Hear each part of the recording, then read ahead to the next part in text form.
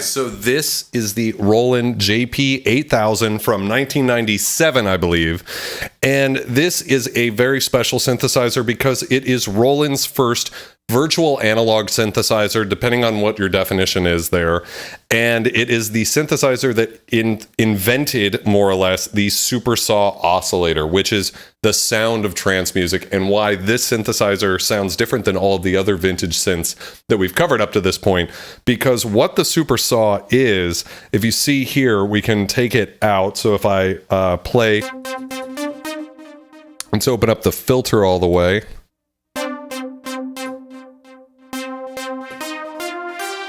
Like that, we'll do that, and we'll just have the first oscillator. So you can hear this is very thick, chorusy type sound. But if I actually turn the mix all the way off, here's just a regular sawtooth. Right? Then as we add some more in here, you can hear that it's layering additional sawtooths. And then because it's digital and you don't have to pay for all of those voltage-controlled oscillators, you can stack a shitload. And you start getting that type of sound.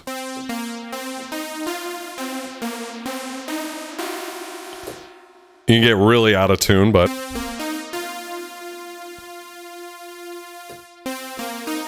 And then with this very clear chorus that we have, we can get these giant supersaw type sounds.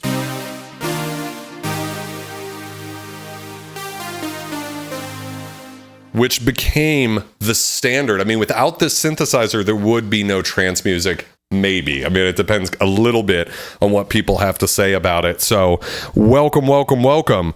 Wait, you didn't have this synth when you wrote that song. That's correct. So, when I actually wrote the song, Faster Than Light with Miss FD, I was thinking about the JP-8000 and the type of sound it had when I created that, but I didn't own one yet, so I used Omnisphere instead. And so it's definitely a very similar type sound, but there is something a little different, and I believe it has to do with how the oscillator aliases. We'll have to see about that. So the sequence is just coming from my DAW. I'm using Reaper really quick. I do not know if this has aftertouch. That's a great question. I don't see it anywhere on the panel to assign it, so I'm assuming it doesn't, but I could be wrong about that. I've been known to be wrong before. We'll try it out in addition. Brain Palace, welcome to the stream. How's it going? Yes, it is the Sandstorm synth, and in fact, there is a patch in here called Sandstorm, which is where Darude actually got the name for the song. So we might check that out later. Unlike some of the other streams that we've done on this channel, what I actually want to do is focus on sound creation, because for me personally, the presets and the patches on this synth are not all that great. They're fine, but they are not as legendary as like the JD-800 up here, or the D-50, or even the JX3P, some of the other synths that we've covered in the past month. So we've been covering only Roland vintage synths this month. And I think this is a really great synth because it's all opened up, so you have control over everything. But I don't think the pre-programmed sounds really give it justice. Hey, welcome to the stream, Vulture Mom. How's it going? It has a ribbon controller. So real quick, why don't I actually show that off real quick? So I'm going to bring the cutoff all the way down. Bring this actually down. So it's a little touchy.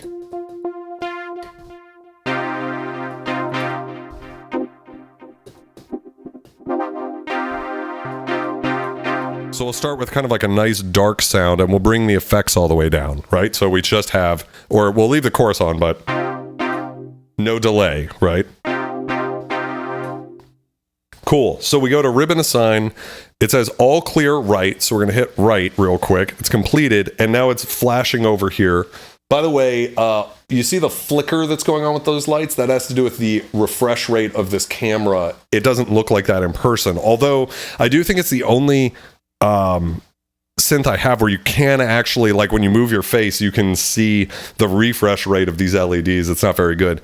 Anyways, what we're going to do is we'll move all of the faders that we want. In this case, we'll move the cutoff, the envelope depth of the filter, and the level of the effects. And then we just hit this button again and bring everything back down to about where we want it. So let's see what we have. A little too low here.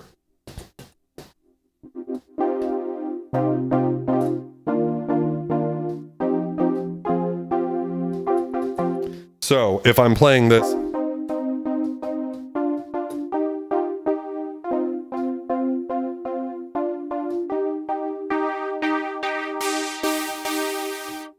you can hear that we can actually use this ribbon controller here to control the effects. So, which is really, really, really neat kind of thing.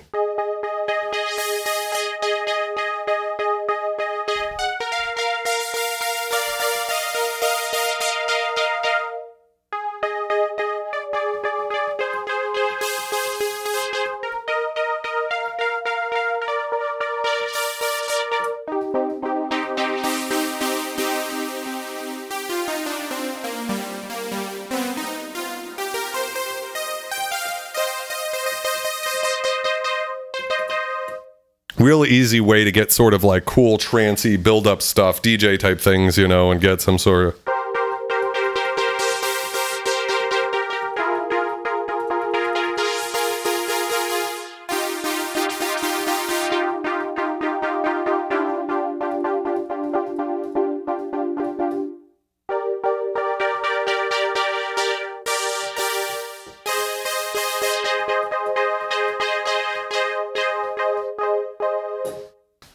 Really, really, really cool. So yeah, let's see. I'm a delay addict myself too. So it's a very cool thing. And of course we could always still control it directly from the panel and add some.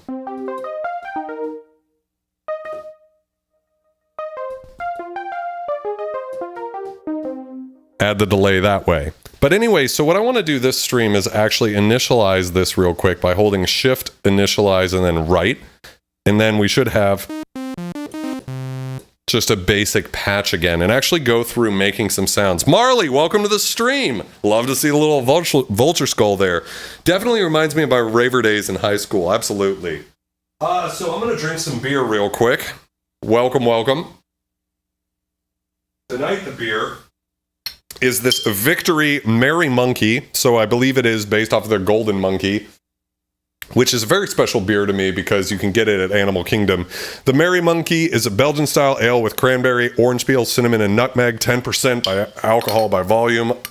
I love big beer. I'm a big fan. I know that like nowadays craft beer, a lot of them are like 5%. I'm still a fan of like the 9+% beers. So can I get some Scum cheers in the chat real quick? Cheers, you beautiful people. Love all you motherfuckers. Thank you for hanging out with us every Wednesday at 9. So cheers, okay? And yes, if you go ahead and hit that little membership button, you too can get some cheers emoji in the chat. That's my face, not a Nunderberg bottle. That's funny. There we go. There they are. Cheers, guys. Love all of you filthy scum out there. And by the way, this beer is actually really good. It's not too sweet. I was worried cranberry orange might have gone a little crazy. But it really has just like a nice, festive, bitey sort of sound to it. Sort of taste to it. It's a little thin, but it really does have that Belgian beer taste to it. You know, that you can taste that Belgian triple base and then just some more aromatics on top that sort of complement it. So anyways, I'm going to start. I'm so glad it's your first live here too, Luscious. Welcome to the stream. Did we say 9%? I was in the kitchen making a drink. It's actually 10%. Yeah, it's worth getting, guys. Definitely. And Victory's one of the biggest craft beer breweries, so you probably can get it in whatever part of the world you're in. So definitely worth it. Miss alcohol too. How many oscillators does the beer have? 4. So what I'm going to start with is actually just creating basically the generic Supersaw sound that we're all familiar with in trance music, because that's what the JP-8000 really did. I want to talk real quick too, if you're here for the stream, we're going to get all into the oscillators and the filters and stuff, but one thing I should say ahead of time is this came out in 97 for $2,300, and comparing that with the JD-800, which came out 6 years before for closer to $3,000, this is the first Roland synth that I've bought that feels cheap. The build quality is not great. The jitter is bad on all of the controls. I just want to put that out there before anybody buys this synth. Just be aware it's usable, but it was when Roland really took a step back on the whole spending money thing. For instance, I tried using it as a controller for Omnisphere because Omnisphere actually supports this synth from 97 as a hardware controller, which basically turns Omnisphere into a souped up JP-8000. And I wanted to do a video on it. And when I went to shoot the video, it was so bad that I thought it's not worth it. It will not be beneficial to anybody because I spent so much time just trying to get it to work. And like you would move something, but then Omnisphere would jump to a different page because one of these other knobs would jitter a little bit. It was super annoying. So I just want to get that out of the way before we get there. Let's see. Death by Media, welcome to the stream. I keep hoping Roland will make this for the cloud. I'm actually surprised they haven't. Although, in my opinion, and it's just my opinion, people get really pissed off at me when I offer my opinion on the Roland System 8. But here we go. I'm going to do it again. The thing is the JP-8000 really is a System 8, or the System 8 really is a JP-8000. Of course they updated the fucking software and shit, but it basically sounds the same to my ear. But the advantage of the System 8 is you can use the plug outs, so all of the Roland ACB technology that you can load like a Jupiter 8 profile or even something like an SH-101 into the synthesizer. And by the way, real quick, also hype. Well, I'm going to fucking make some sounds and then we'll talk about some other shit. So I'm going to keep going here. So here's the sawtooth. To my ear, we're already hearing an issue. I don't know if it's just placebo effect, but to me, I'm going to turn the volume up a bit. I feel like the sound of this oscillator is not my favorite. It just doesn't have a certain sort of magic to it. It feels low res compared to modern digital synths. but not in that charmingly 80s way like the JP-8000 and the D-50. Here is the first virtual analog synth sound from Roland. And it's up to you guys to let me know if you think it sounds better or worse. For me, this synth sounds good once you get everything going, but when you're listening, it's just the oscillators on its own. I'm not necessarily the biggest fan. We're all here for some System 8 hate. I'd be interested one day to compare like the System 1 or System 8 directly to the JP-8000 and see what happens. But I would say the System 8 actually has its own profile that's not an emulation of another Roland synth, digital recreation. And that I think probably sounds most similar and honestly probably better. So let's start here. We have a little thing here. So I can select different waveforms here. So we've got saw. Yo, Anonymous with the $4.20 donation. Thank you very much, whoever you are out there, Anonymous. Thank you for keeping it cool. Appreciate you very much. So if I go from sawtooth to triangle.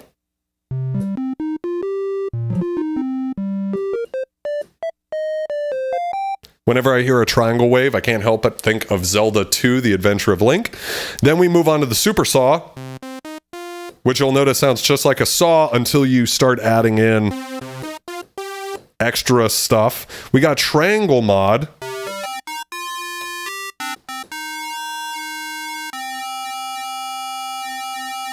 Which allows us, we can control the LFO depth, which is, how much of the offset's being modulated. It sounds sort of like wave folding. I don't know if that's what's actually happening.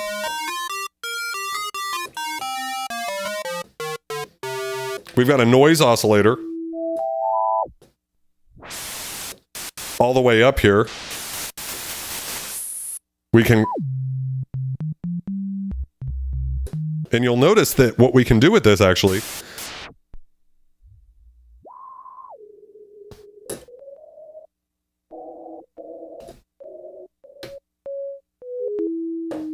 is we can play the filter, right? Sort of get some of that Icefield's MS-2000 sound.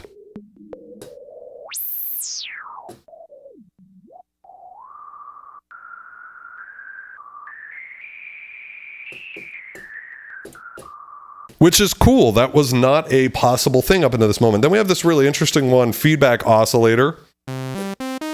Sounds like a sawtooth. So I have to increase the feedback amount.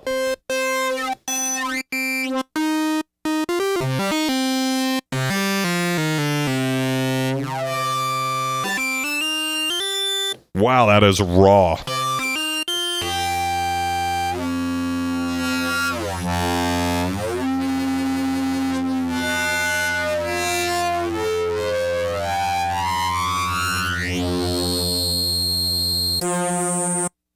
Sort of like ring mod? It's hard to tell.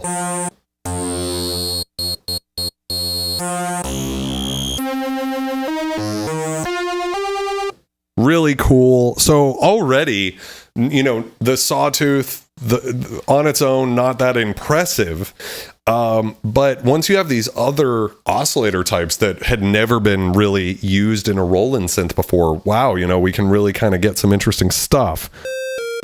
I like that too, Aquatic. I definitely think, yes, and of course this is not 61 keys, also a major issue in my opinion, Jackie.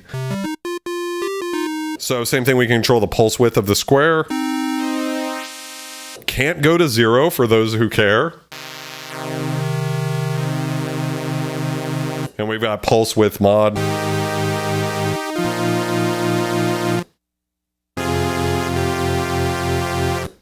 For those who care, and then back, of course, to saw, which we can sort of morph.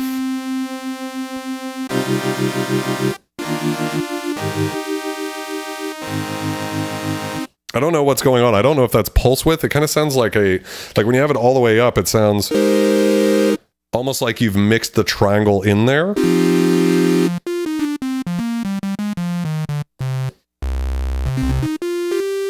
So, by the way, we created the Scum Fire emoji for if you guys have a sound you like, please blast the motherfucking chat with it. So yeah, so we've got, that's the basics of Oscillator 1. We can do stuff like sync Oscillator 2 to Oscillator 1. So let's go ahead and try that real quick.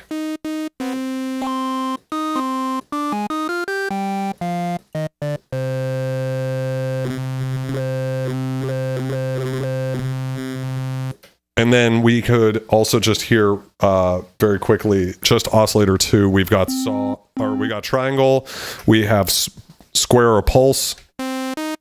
Sorry, square or pulse, or sawtooth.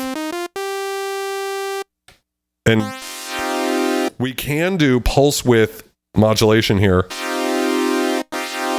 But it seems like the pulse width is being controlled here by an envelope for whatever reason. We'll get there. But anyways, we've got this extra waveform, and we can control the range too. So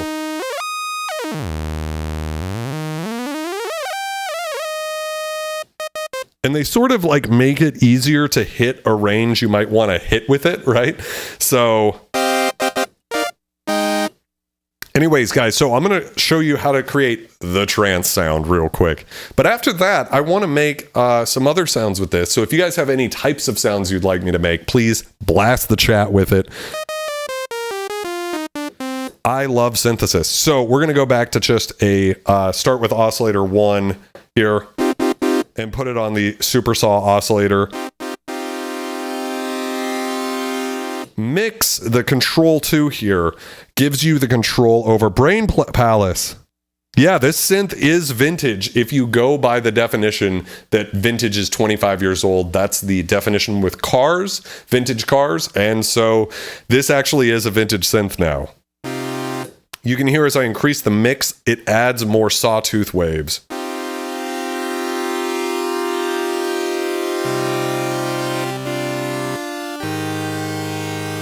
But they're very tight in tuning, so you get this sort of weird phasey type sound. It's not bad sounding. I mean, I actually quite like it. I'll turn the volume up a bit. But as you add detune, that's where we start getting the trance sound, you know, the...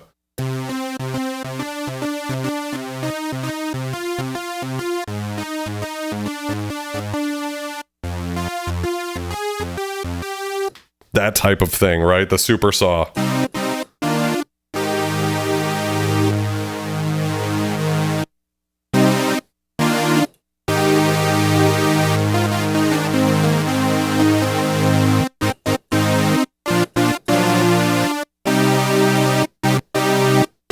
And if it gets a little too detuned, you can bring it back a little to more reasonable.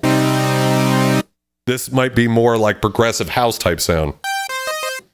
You know, something.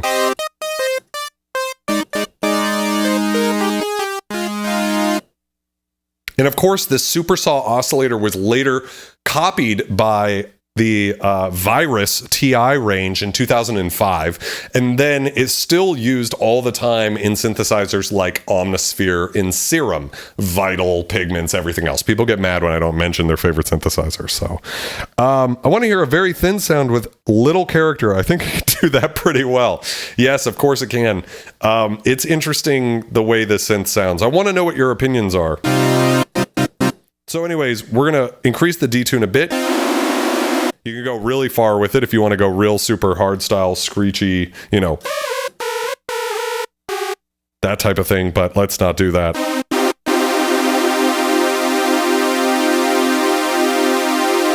I love that about 50% on this control is about where it sounds great. Really good. We've got an ADSR envelope to control the amplifier. So real quick, refresher if you're new to synthesis. Oscillators are the things that make the sound. They basically make a Game Boy-like sound. You guys have heard all of the oscillators this thing can do. The filter controls the tonal content of that. In general, we use a low-pass filter to remove high end. So here is a minor chord with the filter all the way open. If I bring the cutoff down, you'll hear that it cuts the high frequencies off. That's why it's called a low pass. It passes the low frequencies.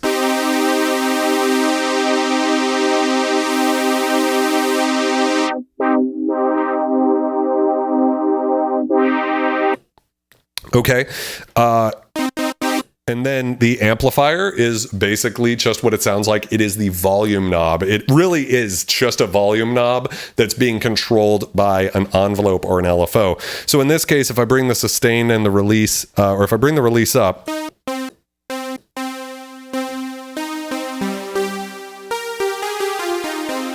now we're starting to really get that trancey type sound, right? You guys all know this one.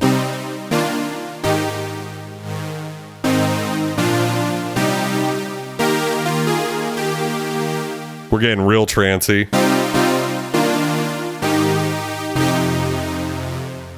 It's starting to get that Tiesto, Armin van Buuren, BT sound, and all of those guys use this synth. So we'll bring the sustain up all the way. Close to all the way. You could always bring it down a little bit so you get more of like a pluck. Bring the decay so it's tighter. Now, one thing immediately, and I don't know if it's this JP-8000 or if it is all of them, but these knobs are really fucking finicky. Like, the decay is almost all the way up here. It feels like there's only a couple of values. And that's so weird, I have to believe it's my JP-8000 and maybe not all of them. Like, now it's already gone. Weird, right? Like, it's a very finicky type thing. I am too aquatic. I can't help but feel like the Supersaw is the greatest synth sound of all time. Like, I hate it, but the problem with the Supersaw for me is that you never want to have less unison, right? Like, it always sounds bigger and more cinematic, but there's definitely something like I noticed with a couple of my own records and plenty of other people's records, which is everything's a Supersaw, and that becomes the only character of your entire record, right? Like, the bass is a Supersaw, maybe it's a wavetable Supersaw, the lead is a sawtooth Supersaw. Like, it's the most overused sound. So for better or worse, we have the JP-8000 to thank for it.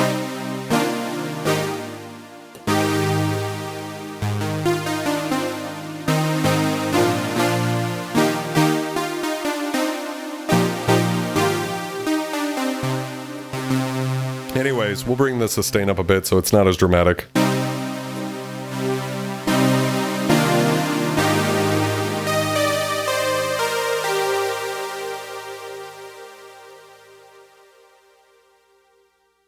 Yes.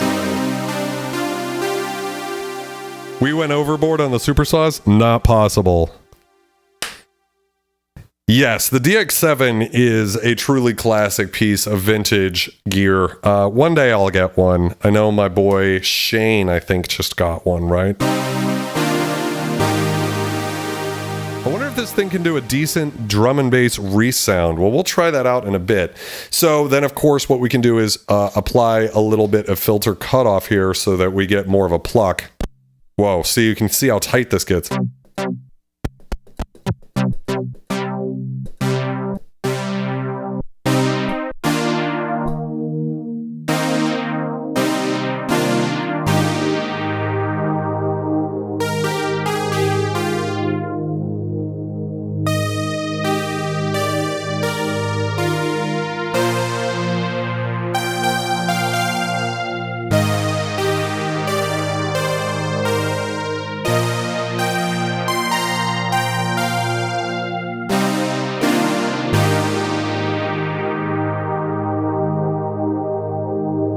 And you can hear that that filter actually is really smooth, right?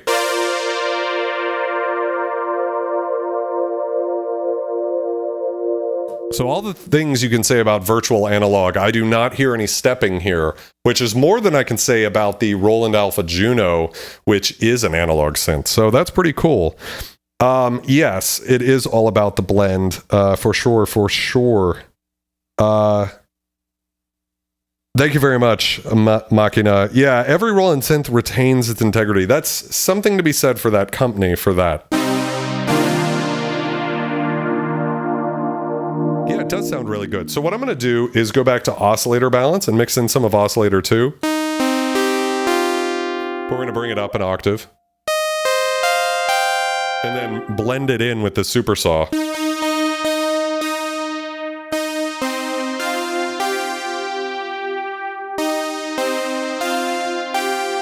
I like it actually a little bit more of that raw sound, you know, so it's...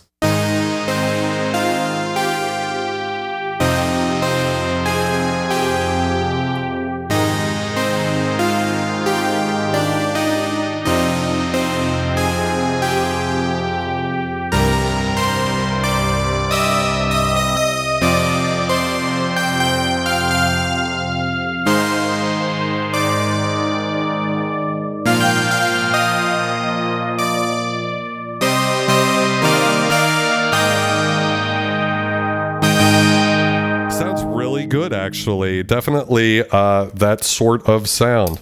I have some finicky slide potentiometers on my Roland Jupiter 6. I got to hit it with some deoxit contact cleaner and dust it off every now and again. Yes, and I actually just had this synth serviced by one of the best synth techs in the business, and so I have to conclude that, you know, the JP-8000, which is famous for having build quality issues, for whatever reason, I don't actually think the 880 has the same issues, but it is what it is. It's part of the synth, and, you know, there's not a lot that I can have done with it. You know, the tech went through, the LED thing had been broken on it. But yeah, I think it sounds really good. And we could move this over to, like, say, a pulse and bring in some PWM.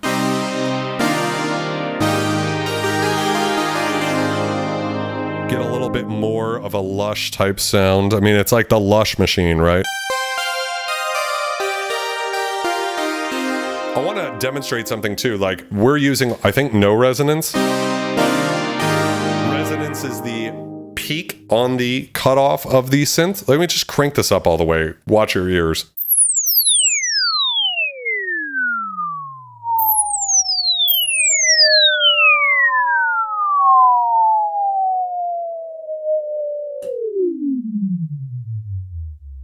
The resonance on this thing is ridiculous. Like, why would you need that much resonance? That is so much more than any analog synth. You know, I don't have a Jupiter 8, which is maybe what this synth is supposed to be trying to sound like, but I just don't think, considering the filters on all of the actual Roland analog synths that I have, that that's appropriate whatsoever. But maybe it's useful to someone somewhere. I mean, even at the halfway point, we're really...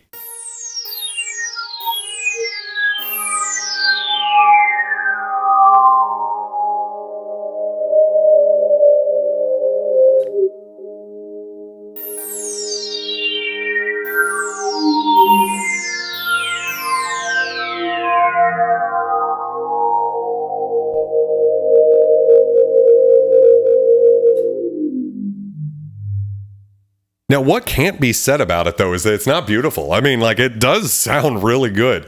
A lot of the times where filters in digital stuff is where you can tell that it's digital. And for 1997, I think this filter sounds amazing. Like, I myself don't need that much resonance ever. I mean, we're just barely over. We're at like 2/3 of the way here, and we're already like way beyond any amount of resonance I could ever see myself using. But, you know, someone...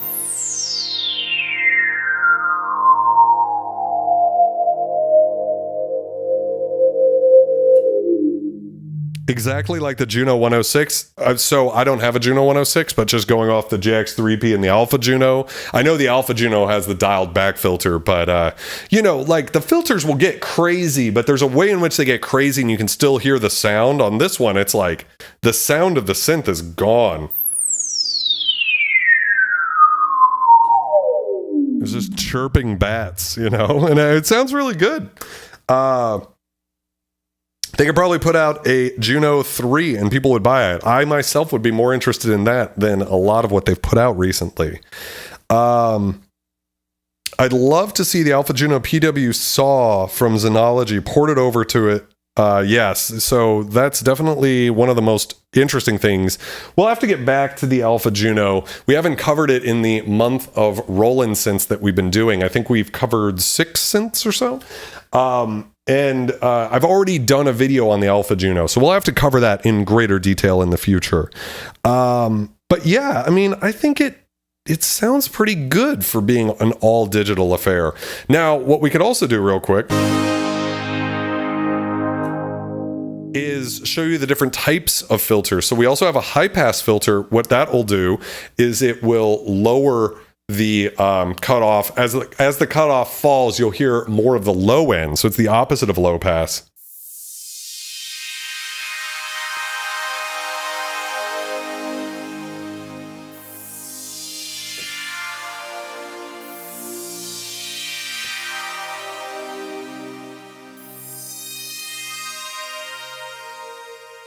Also really beautiful, I have to say. Or we have bandpass filter. That's what happens when you combine a high pass and a low pass filter. So you just get the mid range. So now you'll hear something like that.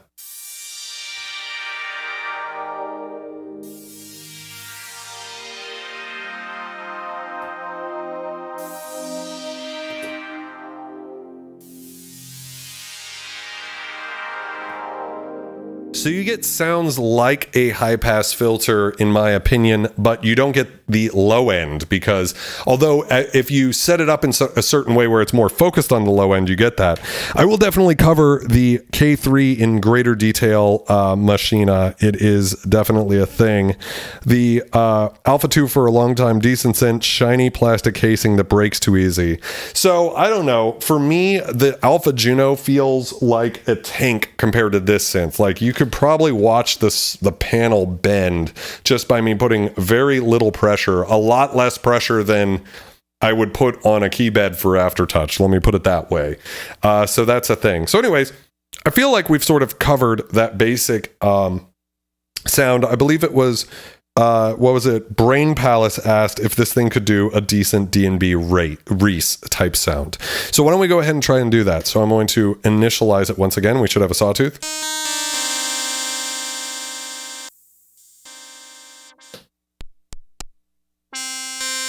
That's weird. Doesn't it sound odd?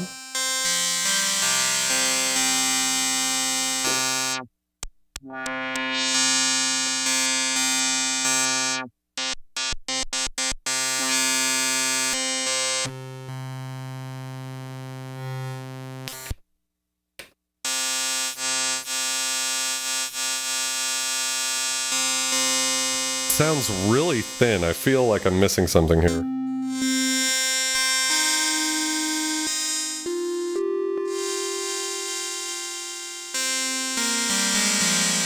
What is going on? That is bizarre.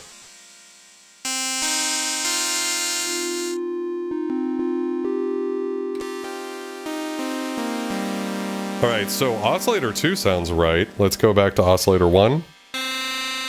Oh, sounds like some sort of ring mod?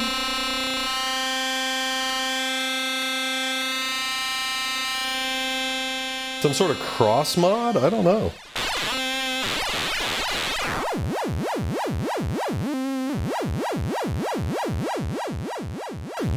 All right.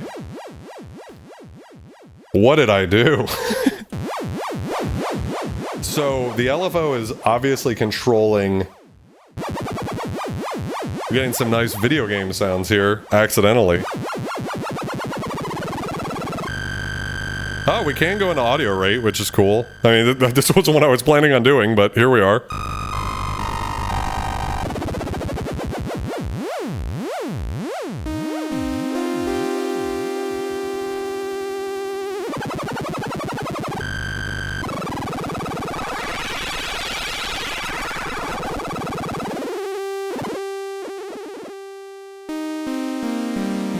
There we go. We've got it back. We've got it under control.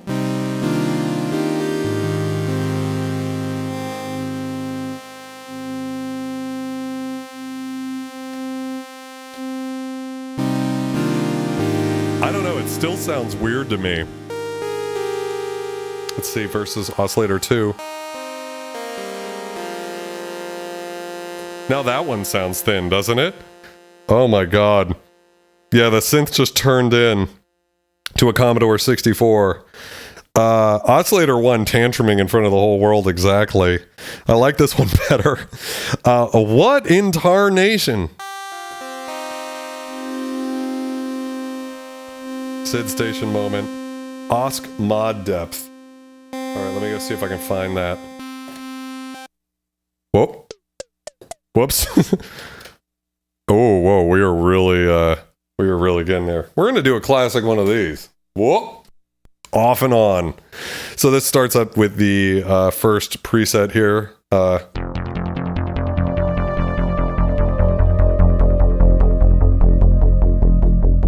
anyways, I don't care about that. I don't want the arpeggiator on, and I want to get back to a sawtooth. No. I wanted this.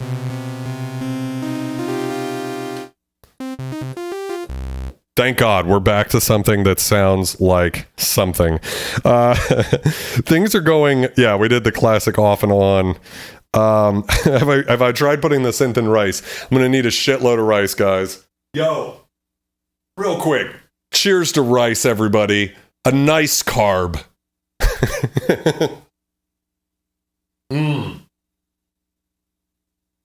I highly recommend that Christmas ale by Victory. What's it called? The Victory Merry Monkey. Really, really up my alley. Lots of wonderful things. So, finally, we are back to a regular ass wave. So let's listen to Oscillator 2. Let's put it into, what we're going to do to create a Reese sound is we're going to use, you could do this with any synth, by the way, or most synths, by the way, but we're just using the JP-8000 today to see how this one sounds. Cheers, guys. Let's see. Sake would be appropriate. Love a good sake. The way to create a Reese is usually either a sawtooth and a sawtooth, or a sawtooth and a pulse wave that's being modulated. You're trying to get a lot of movement into the sound. Reese bass is like a deep, detuned, chorusy type bass. So let's add some PWM.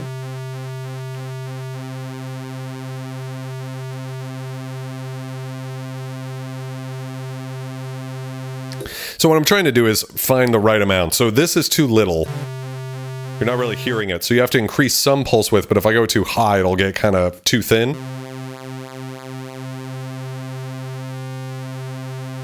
I like that 50% seems to be a lot of the times the right place to put this. I don't know who that is, Machina. All right, that's good.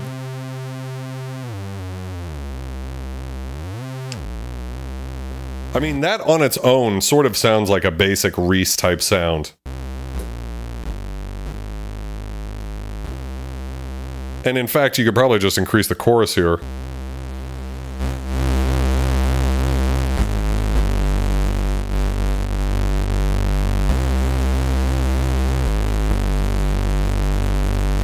Just with one oscillator, the chorus, and some PWM, you have a pretty good Reese bass sound.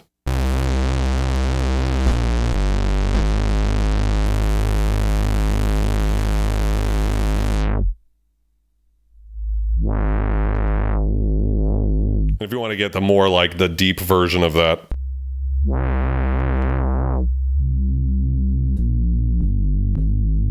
That's sort of like your more traditional Reese bass sound. Yeah, actually happened a lot quicker, but I feel like we can actually take it much further than that. So I'm going to decrease the chorus and open the filter back up. We'll bring this up. I don't know if there's, where is a way, so I'm going to lower the octave. There we go. I want to be able to go all the way down here. So that sounds pretty good. Let's move over to Oscillator 1 and move it over to the Supersaw and mix a little in and figure out a detune amount.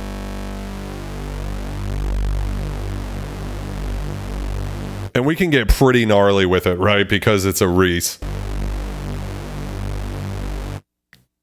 So a Reese is a type of bassline sound that was pioneered by, I want to say it was Saunderson. It was originally created with a little fun fact here, Casio CZ-5000, which is a synth I've always wanted to get my hands on. And it was from a techno track from about 1992. And it's this very famous chorusy, detuned type sound that's used a lot in drum and bass music and techno and a lot of genres. Like even Purity Ring, like I feel like they're like a modern pop band, but all of their bassline sounds sound to me like Reese basses. That is very nasty. So we're gonna mix in between these two sounds.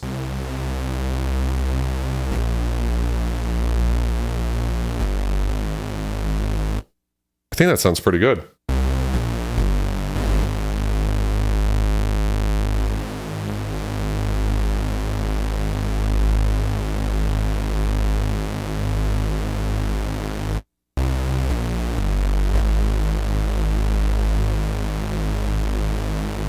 You got a CZ-5000? That's awesome. I've always wanted to get my hands on one of those because it was used to make the original Reese sound.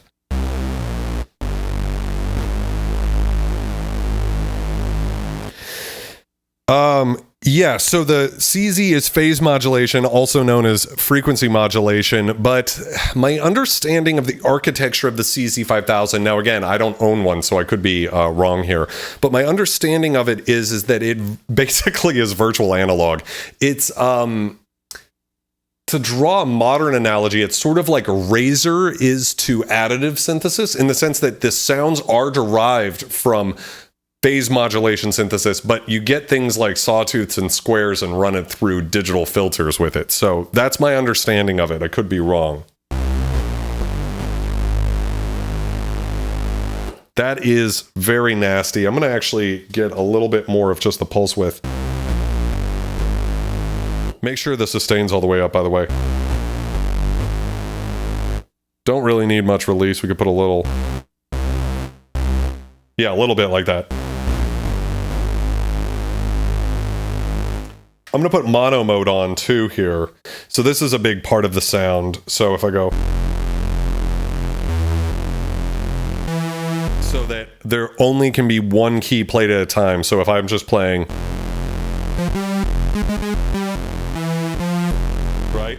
And by increasing portamento over here, we can slow down how long it takes for it to get there. So...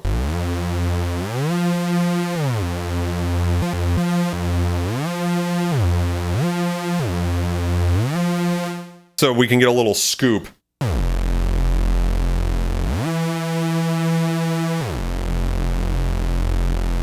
Increase LFO1 rate.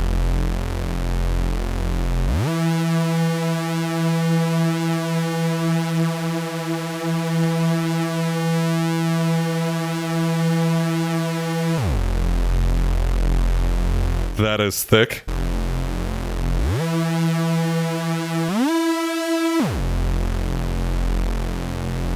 Yeah, long portamento is a big thing. Yeah, I have trouble wrapping my head around the architecture, and yeah, it is one of those 80s synths that doesn't lend itself to understanding. I thought it was an SH2 damn BSC disinformation in the early 2000s. Yeah, it is not an SH2, unfortunately. Yes, you do know Messiah. So by Conflict, I believe, this is like one of the most famous Reese bass sounds. Much more distorted, though. So to do that, we're going to crank a little treble. Which to me almost is more like a lower mid-range treble.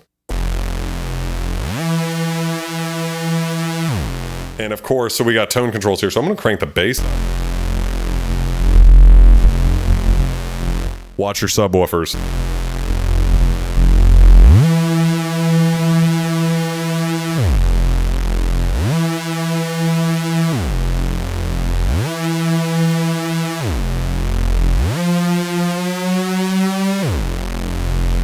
Sounds really good. Again, we need to remove some of the high end.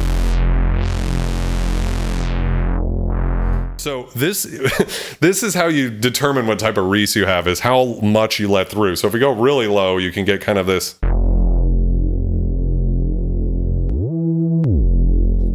kind of dark, seething. Seething is a good word to describe this sound, but we could get a little more in.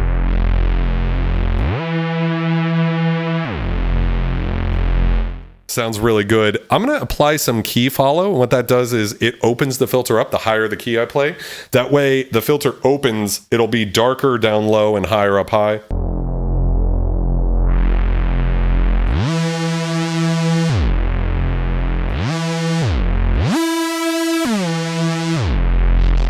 Not too much.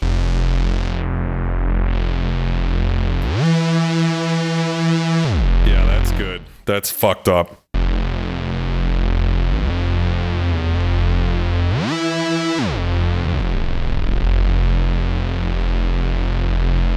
What else can we do? So we've got the LFO modulating the pulse width. We could try some cross mod.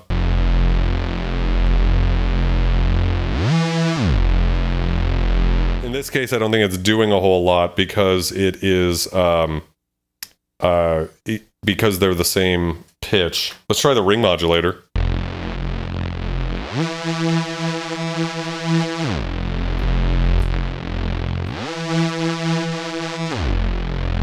It's definitely making it dirtier, so maybe if we compensate by adding more bass. I like how, like, right at the end of the bass knob, it just gets ridiculous.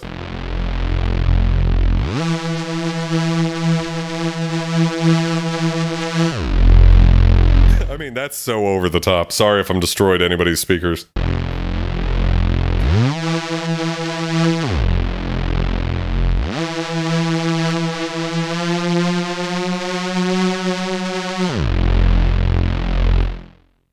I mean, that's pretty crazy. The Katana synthesis. So what's up with ribbon control? So what you can use ribbon control for is you can think of it as like a macro for a bunch of things. So in this case, like, I kind of like the sound. We need to add some chorus, by the way. We still haven't added chorus, so it's all mono. Man, that sounds really good with a lot of bass and a lot of the ring mod.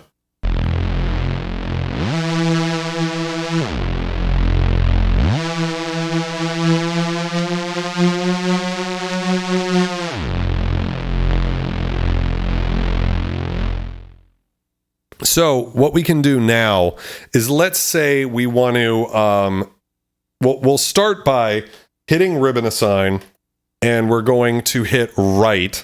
And what that does is it will clear everything that's been assigned to the ribbon. Because we started with a new patch, there was nothing written there. But say you wanted to do this with an existing patch, you could. Now what I'm going to do is move everything around. So I'm going to increase the cutoff frequency.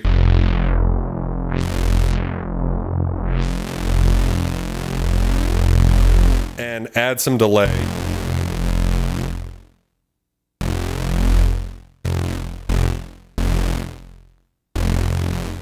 I don't know why I'm not hearing any delay. It might have to do with the ring mod? I don't know. We could add some resonance too. I feel like the ring mod is doing some weird shit.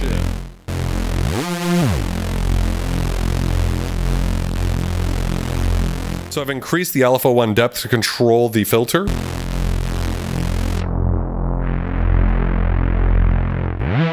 I'm just basically trying to change the sound. Anyways, what else could we do? We could add...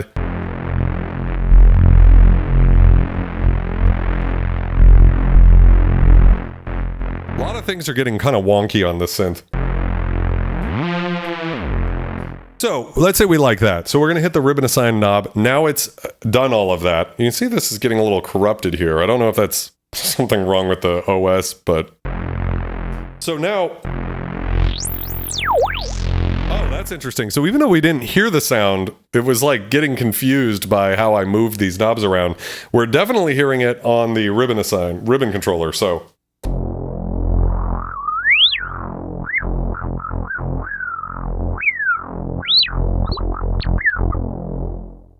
Very, very interesting.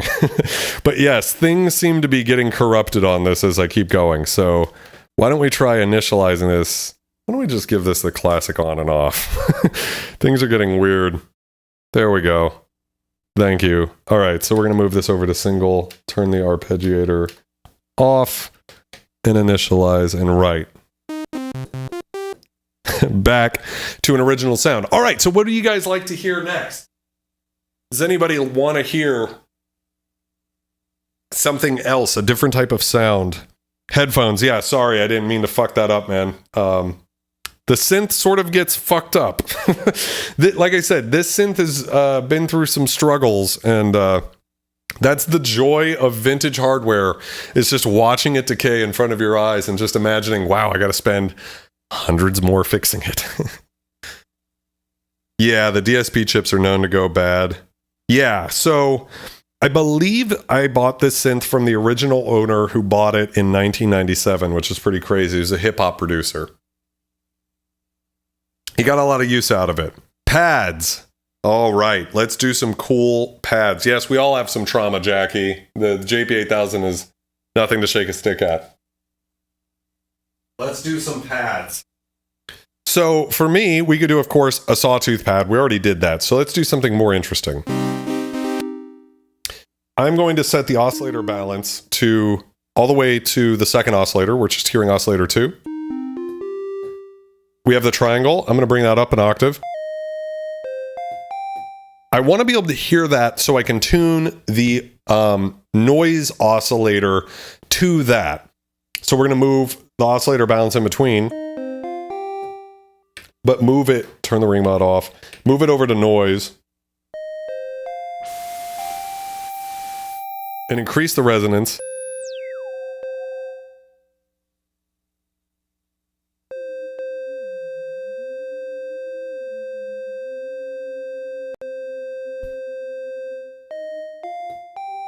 So you can hear that now it's tracking the keyboard correctly.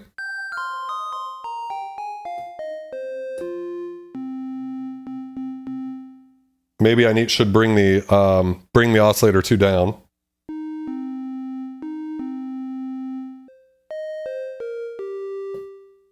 So if we're just hearing the filter, the noise now, we got to bring that up a lot.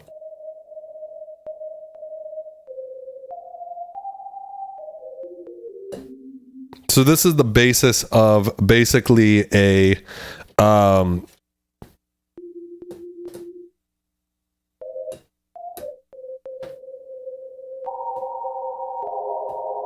like an ice fields type sound. Okay, so I did a lot there quickly. I want to just recap that what we're using is filtered noise here. So I'll do this again, just in case anybody missed it. So we're actually using just noise. White noise. And we're bringing up the filter resonance.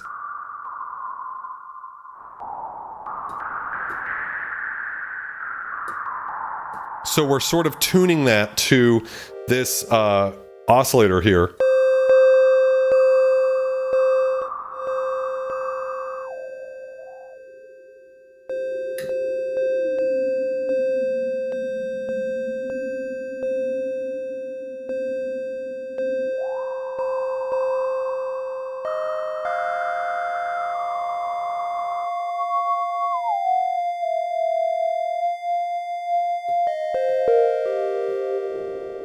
So now if we're just listening to only the oscillator one,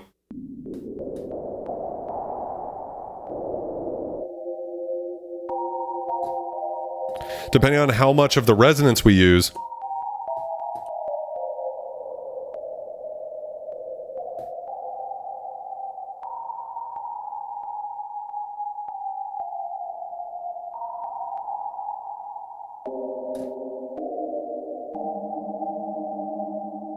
this is one of my favorite types of sounds to use that's not possible with most analog synths because the filter just did not track close enough.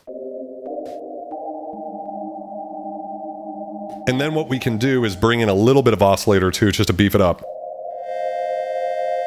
I'm going to bring it down an octave. And we need very, very little.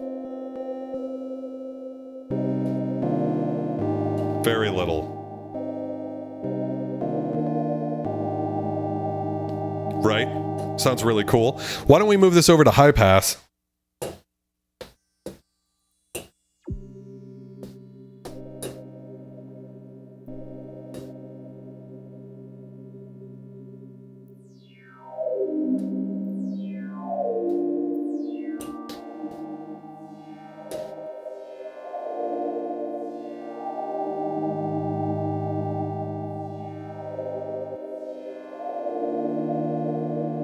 So we're going to lower the envelope depth. So right now it's going that whole range from super high to super low. So we don't need all of that.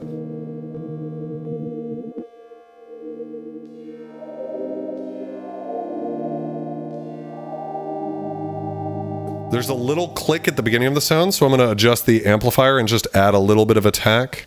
Sustains all the way up, releases high. I'm going to increase some delay to the sound. So now we have some space, you know, which is important too.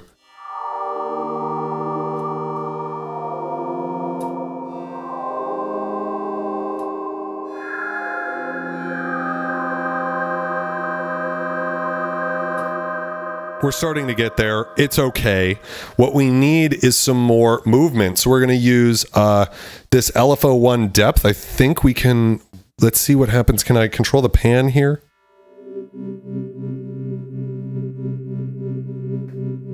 So it's auto panning.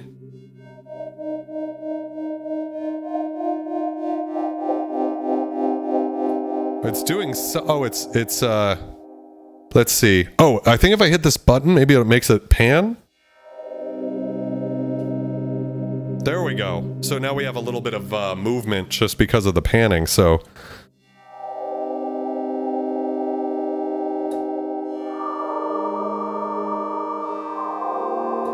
I don't need too much because it's kind of crazy. We're going to add some chorus. Bring the panning down a bit. We're starting to get there. Let's see if I turn the 24 versus 12 decibels off and see what the difference is. So you can see with 24 decibels an octave, it's a sharper filter. I like it less sharp.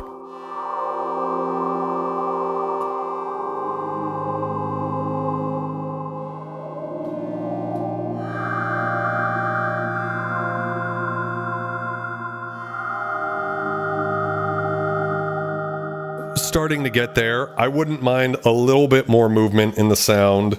So what could we use the LFO to do? Fuck me. What will the LFO be good for? We could have the LFO affect the filter as well.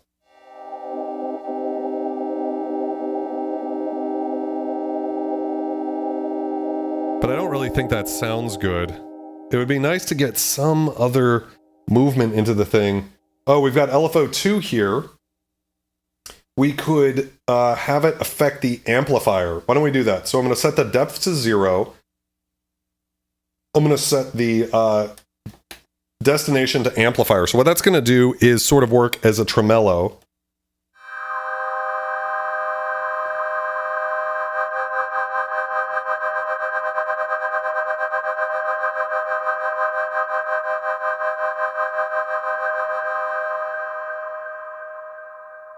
I wish I could just leave LFO2 on all the time.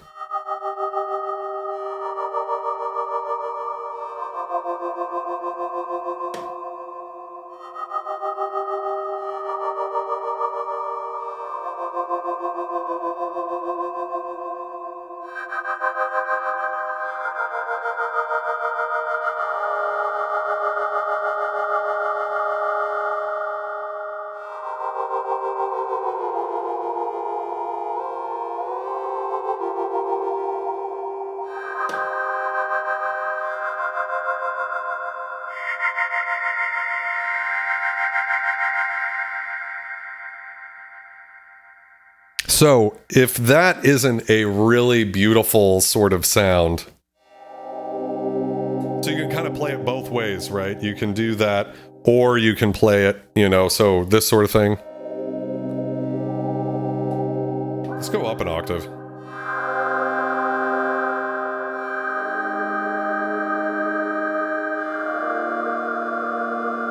You can see the displays getting fucked up.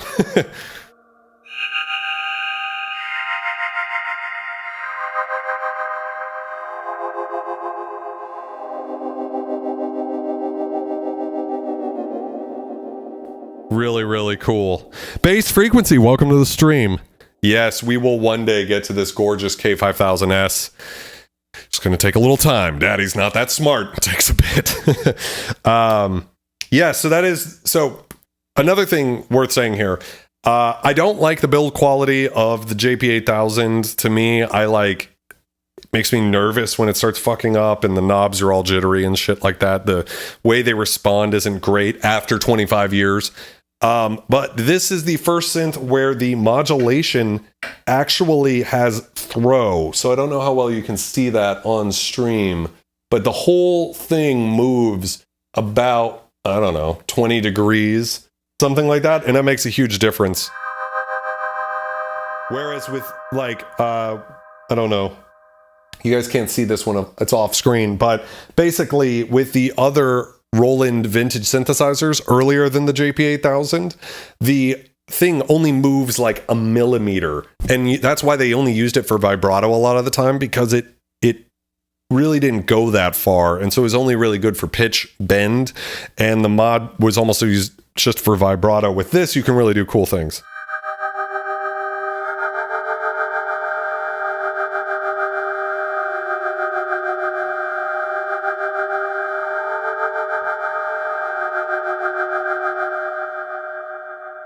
So we have a very nice, beautiful, ghostly, sort of breathy pad sound that would not be possible in previous incarnations of synthesizers. So that's a cool one to do. Why don't you guys give me some more recommendations on what type of sounds you'd like to hear? I'm going to, since this got corrupted already, I'm going to turn it off and back on again while we drink a little bit more alcohol. Let's see what time it is. Oh, we're doing good on time. I love that. So cheers to you guys. We do this every Wednesday at 9. If you haven't yet, hit the like and subscribe button. It makes a big difference. And you can join for the cost of a cup of coffee a month. You too could get a little vulture skull by your name and get access to all the fun, really neat emojis that we have, as well as all the vulture culture music you could want. You could shake a stick at. So cheers, guys.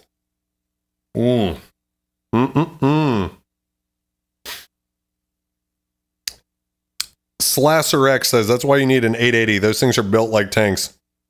Yeah, for whatever reason, the 880 seems to be built better, and that's why I think I saw an 880 going for $1,200 the other day. I was blown away. Which house type saw bass? Bass frequency, to be honest with you, although I am familiar with Witch House because I used to DJ a club that, said it was a Witch House club, I still don't exactly know what the genre is. I don't think anybody really does. And so I don't know exactly how to do the saw bass. Who did your emoji? I made a couple of them, but Anna makes most of them, and she is great. Shit just jumped north and now it's tracking towards Fort Pierce. Yeah, it's like at the beginning of the stream, I don't know if you guys could hear, but it was like raining really hard. I feel like it's like completely fucking quiet now, even though we're supposed to be getting hit by a hurricane. Lovecraftian synth. Well, I can do a Lovecraftian synth. I think that feedback oscillator is what it's all about. Yeah, it can be up to $1,500. It's unreal. It's hard for me to spend that kind of money on a virtual analog synth, which is definitely one of the things that makes this synth tough for me. It's cool. Yo, thank you for subscribing, Bass Frequency. I appreciate that. It's great. I mean, obviously, you could do some really cool shit with it. Somebody else just subscribe, maybe? What was that? I missed something. Oh, Peter Thundergod subscribed as well. Yeah. Reverb Drench Supersaws detuned. So I definitely kind of hit that earlier, but let's just go ahead and hit it real quick. Let's go ahead and set this into single and turn the ARP off. Shift and right. So real quick, move it over to the Supersaw Oscillator. Bring that in. Bring some reverb in. Bring the delay up and the feedback and the time and the chorus. Bring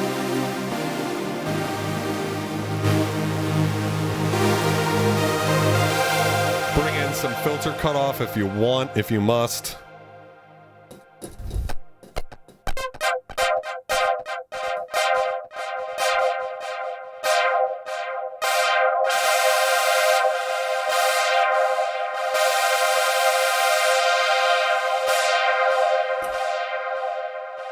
So yeah, we can do supersaws really quick.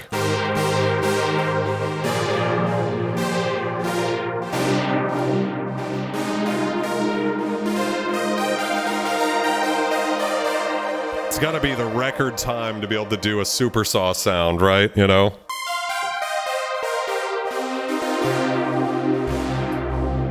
Chorus all the way up. Is there anything left to do? Not really. That's the sound.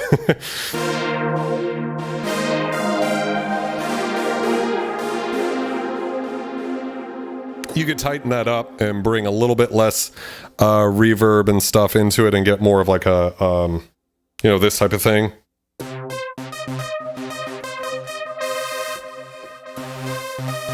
Set it into mono.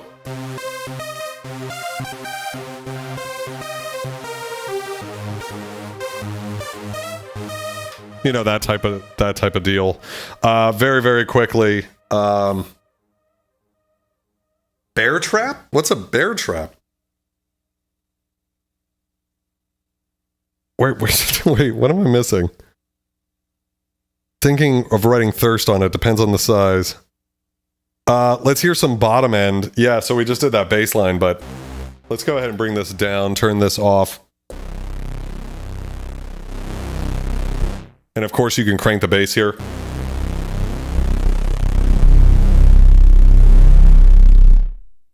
Is that enough bottom end for everybody? We're getting corrupted! Look at this Lovecraft. It's like that cursed writing shit. Ugh, not happy about that. Might need to get this one checked out again. Screen's not working. Woof. This synth has been nothing but problems since I got it, so that's okay.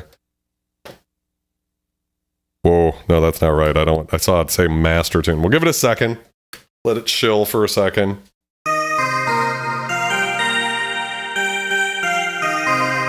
Yo, Kira, welcome to the stream. Love a nice bottom. We're all fans of a nice bottom here. Yeah. Let's see. Thick sax brown, thick brass sound, or some Blade Runner. Second Blade Runner, okay. What is going on with my little screen here? Well, actually, the first patch, Chariots, is based off of the Vangelis, Chariots of Fire thing, right? So...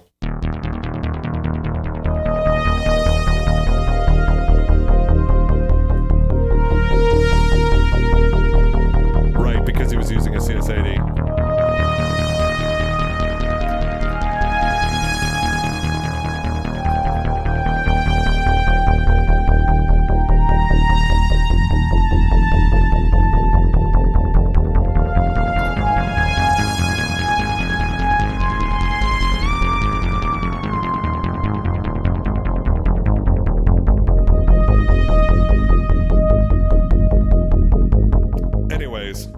That's a thing.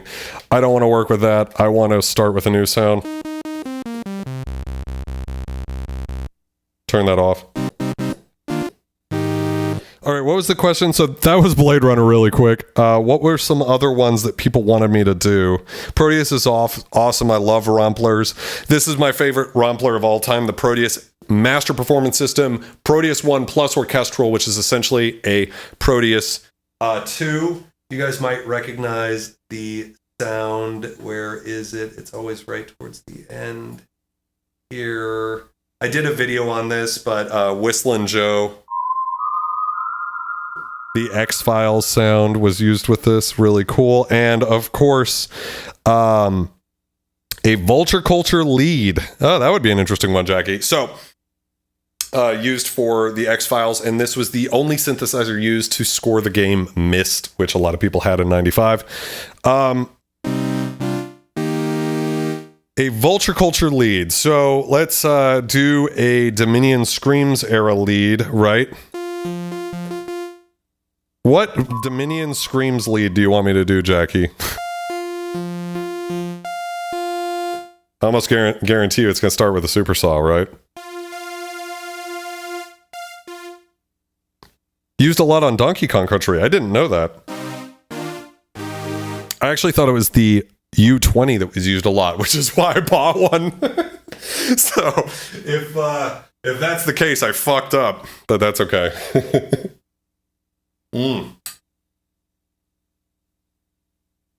Violet. Do you mean the arpeggiator that comes in at the end, Jackie?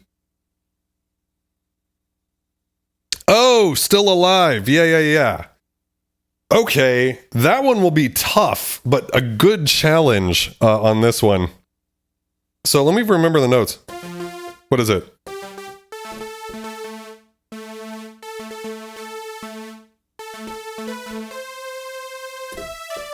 Something like that.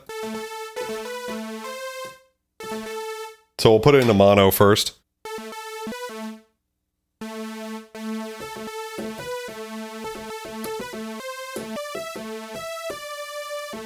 Something like that, right?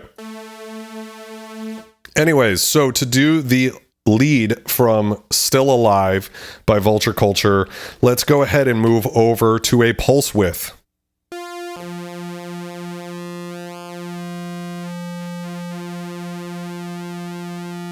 Now, I didn't use a lot of PWM back in the day, so it actually sounds really good with PWM. But to get the right sound, it's going to have to not have that because I didn't really use that. So the way to create these types of hard sounds that I would do off of this record.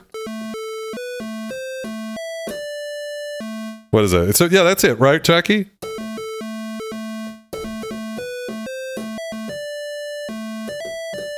Something like that. I need to increase some portamento here to get the lead.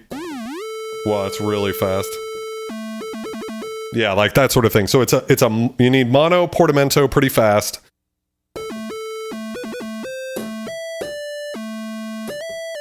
Something like that. So it's that quick little tap there, that slide up. You could even do it with a slide, so.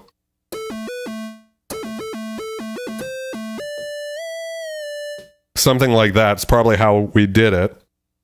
So that's just the beginning of the sound. There's more to it. So we need to move over to the second oscillator. And we need to move this over to a sawtooth. Like this. So the trick is to kind of have a mix of the two.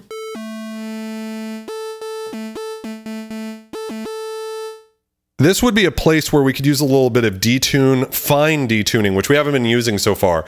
So what that'll let us do is get a little bit of beating between these oscillators.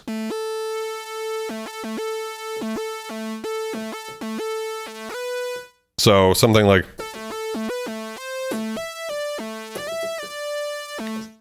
that. Let's get a little.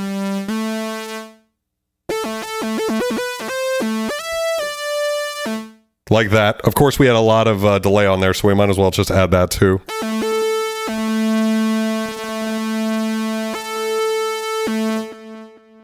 Yeah, it sounds pretty good. Something like this.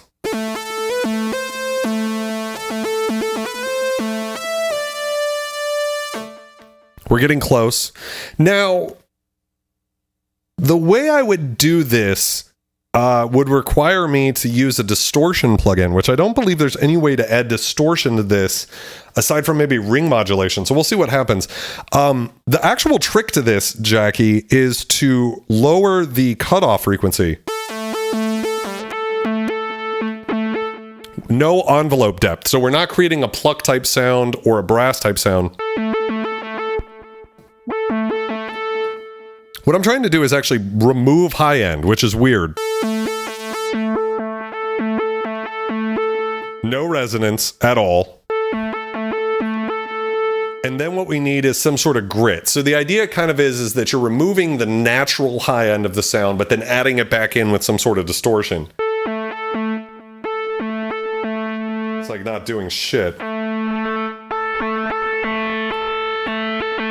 So it seems like if I increase the X mod depth,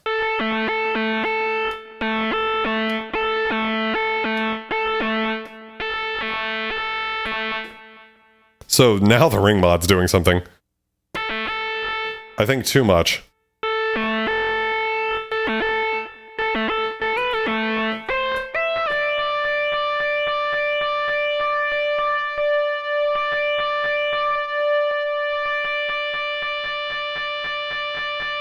Interesting, the little beating we're getting in there.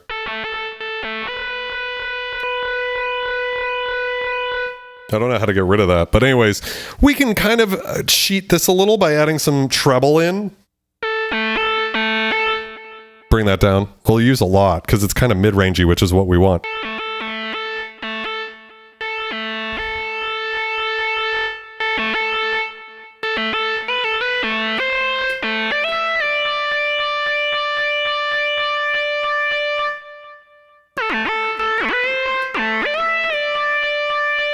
We're getting there. We could remove some bass.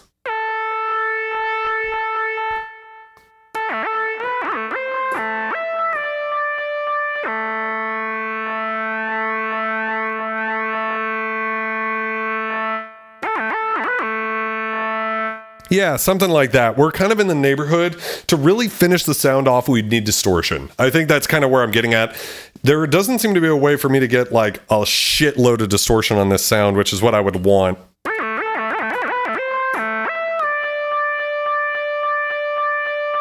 Yay, Brain Palace, thanks for hanging out with us. I appreciate it very much. You guys have a good one, okay? We'll do a brass sound. I think someone asked for a brass sound. That's about as close as I can get, Jackie.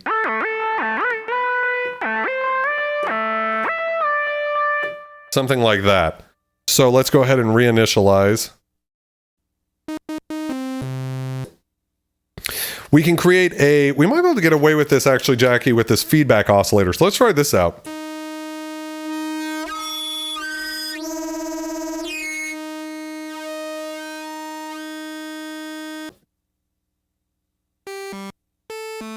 I mean, honestly, I think the feedback oscillator on its own might give us better results. So we're going to just put it...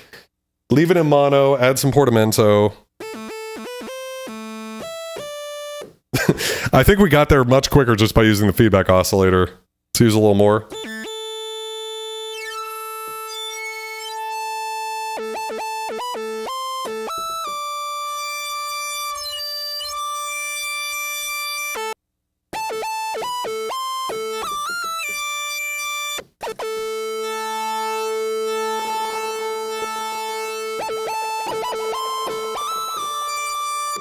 Yeah, I think that's better.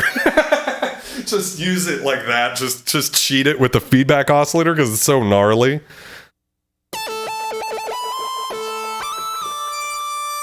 Yeah, I think that sounds better. Autumn, have a wonderful night. I appreciate it. Have a great one, okay? And say hi to Xander for me. Yeah, I think that's it, Jackie. Just use the fucking feedback oscillator. Fuck trying to do it manually. It sounds really good. Like, I mean, arguably better than on the record, right? I don't know. What did we use? We used Alchemy for that. I'm sure Omnisphere could do it very well. But yeah, it sounds good. Let's go ahead and reinitialize. If you want to do brass with this, what we need is to... Let me look at this. We've got an envelope depth, but it seems to be for the pitch Xmod depth.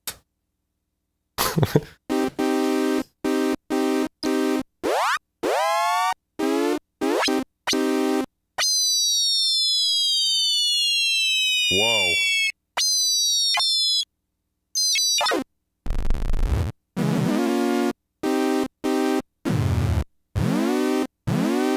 So we can get a pitch bend here.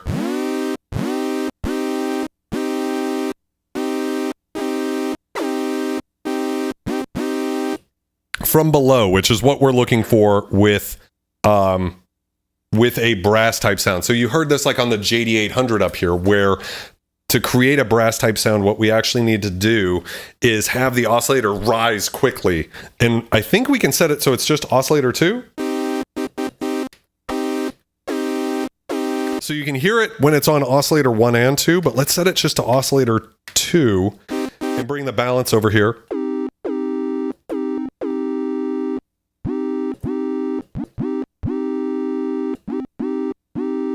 Set it to a sawtooth. And then we can blend, so now what we have is 2 sawtooths. So over here we should hear nothing, right? It's just regular sawtooth. If I have it all the way to oscillator 2, you can hear the pitch rise on each note. And then a balance of the 2 gives you that sound. We'll do a little detune.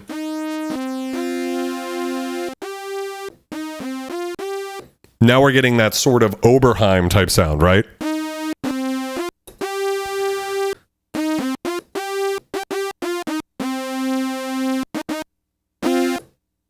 Nikki, have a great night, okay, babe? So just that little bit, we can increase it a bit if we want to exaggerate it. I think it's a little much. Just a little tighter. And then the trick to like a typical Oberheim brass sound would be bring the cutoff all the way down, bring the envelope depth for the filter all the way up. So that means that it's going to start at the bottom, which should sound, if the envelope depth was down, you would hear nothing probably. Yeah, nothing. See, 50%, this is something I don't understand about this synth. 50% of the cutoff frequency is already like inaudible. Weird. I don't understand. What the fuck, Roland? All right, so we're going to increase the oscillator depth, the envelope depth here. And we need to add attack, decay, and the trick that I found when I was trying to match one of the OBX8 presets actually is to use about half of the sustain. Need more decay. So that's attack at about halfway, decay at about 75%, sustain at about 50, and release at about 50. We could bring the sustain down a bit if we want it just a bit.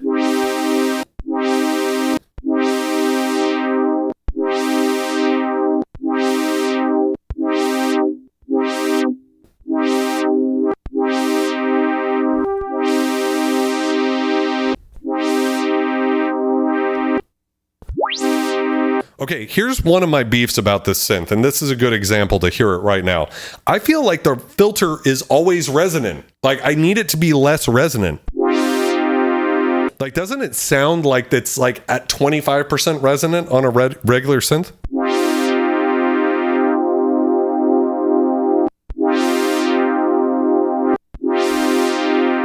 So if I have them all at about 50%, right there, like that, that's like a filter brass type sound. We need a lot of release on it. We'll try like 75%. 75 release on both the filter and the amp.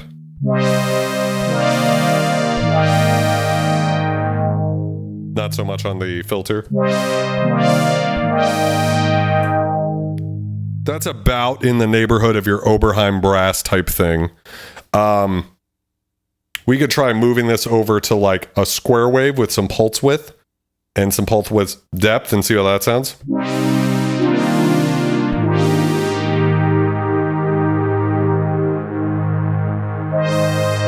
I think that sounds even more Oberheim-y, something like that.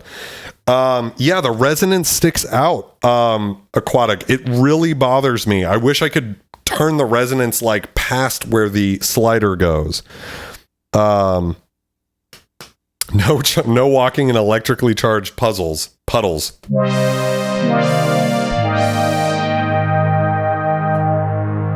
that down a little.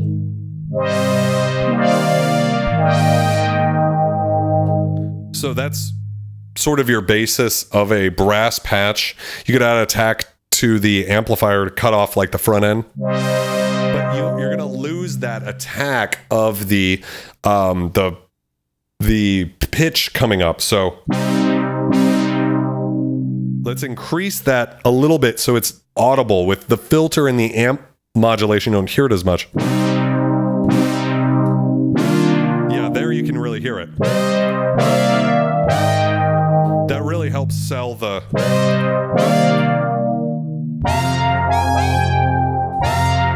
I mean, it's a little much, so let's bring it down, but...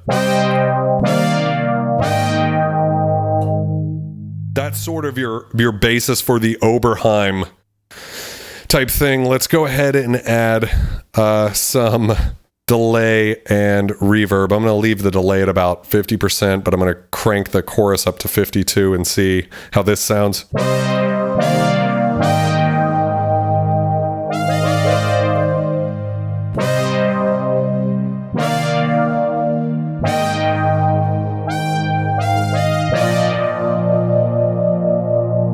We could add a little bit of brightness from the treble here to really sell it. So I'll bring the volume down a bit to give it that gnarly, like in your face brass type sound, like the trumpets are spitting at you.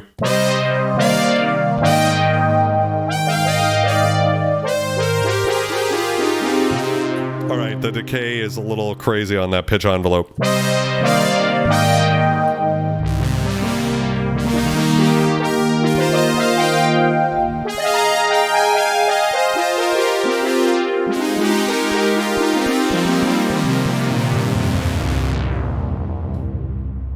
So that's how you do that type of sound. All we need to do to really change it into a Blade Runner sound is increase the decay quite a bit, and we should be able to do... We'll start by bringing the cutoff a little darker.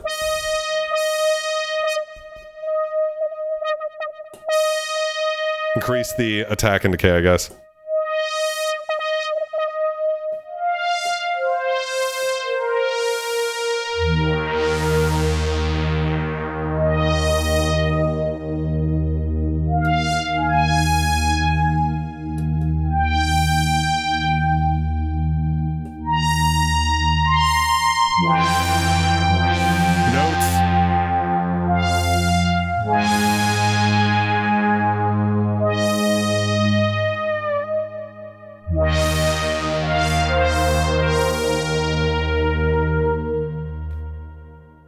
Something like that, maybe a little less.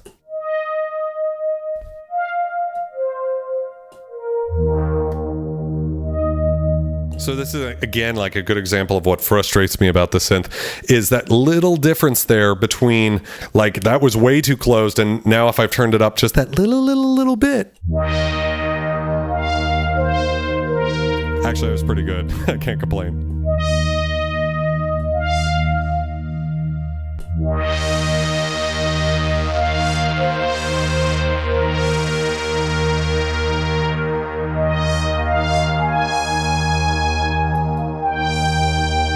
Music for Humans, welcome to the stream.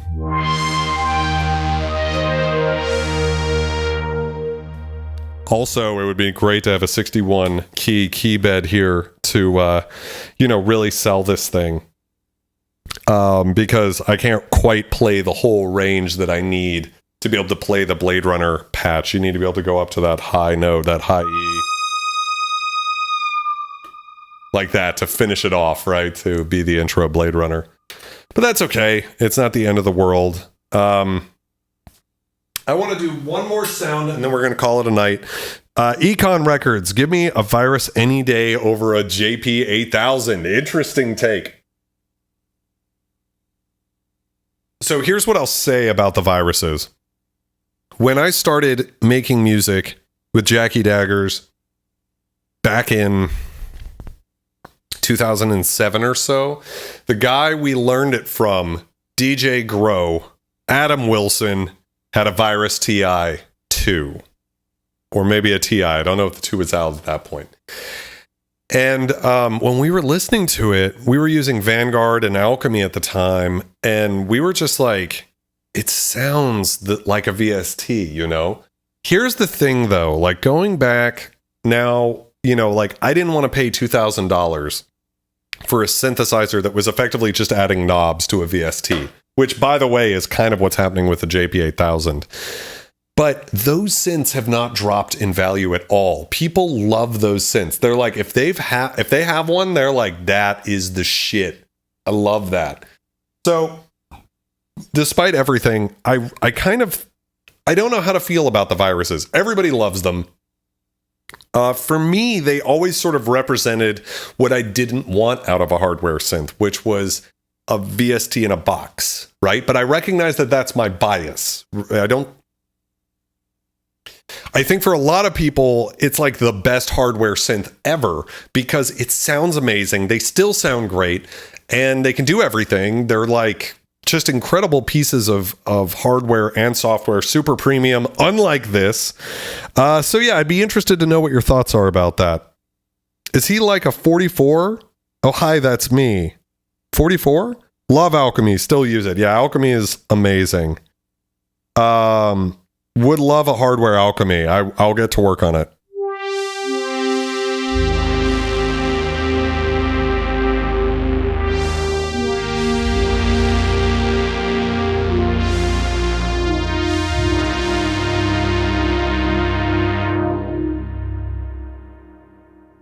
$44 keys.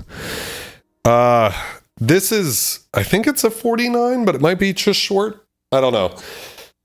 I think a Virus TI, though, is a full 61, if that's what you're asking. I'm not sure that's what you're asking, though.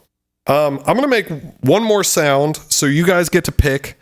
If you don't pick, I got an idea, but, just real quick, if anybody has something they want to do, let's do one more Scum cheers in the chat. I've got a little bit more of this wonderful kind of festive Christmas ale. Really recommend it if you haven't yet. And I fucking love you guys. That's what I want to say. Cheers to all you beautiful people out there. Let's see what Aquatic. Have to think long and hard about the next hardware synth I would get. I might sell a couple. So cheers, Scum. Cheers to all you guys. Love you. I love seeing those Unterbergs in chat, man. That's fucking awesome. Okay. If no one has a suggestion, I've got an idea. One more type of sound to try on this. This is something I want to do for me. To answer a question, I have I would say bias against this synth for the same reason I was saying about the Virus TIs, which is that this is when synthesis started to feel like a VST in a box. Like it starts to feel like a VST. And I came from an era, I didn't grow up on hardware synths. I grew up on VSTs. Once it's a VST sound, I'd rather just program it in the computer because it's so much faster to program it over there. It's faster because I can have infinite instances of it. I don't have to record anything. I don't have to print anything. Like when I do my masters for tracks nowadays, CPUs are so powerful, I don't like flatten shit. So when you're hearing that master on the final record, all the synths are active because it doesn't fucking matter. It used to for sure. Virus TI to Darkstar was only 37. Yeah, that would be a great one too. I'm gassing over nothing at the moment. So does anybody care? I mean, like, a question for you guys. Groove 3 synthesis, the third wave, PPG wave recreation. To me, that's like a bombshell synth, but I haven't really heard a whole lot of hype about it. Has anybody considered that? I have gone all in on vintage. So I've got over 20 vintage synths in this room right now, which, by the way, we got the next vintage synth in this week. Really excited. It's a secret, but it is. I'll give you guys a hint about what it is. If you've been watching the channel for a bit, you've probably heard me talk about some of the synths I'd like to get. Here's the hint. It's from 1979, which would make it the oldest synthesizer in this room. Just to consider that.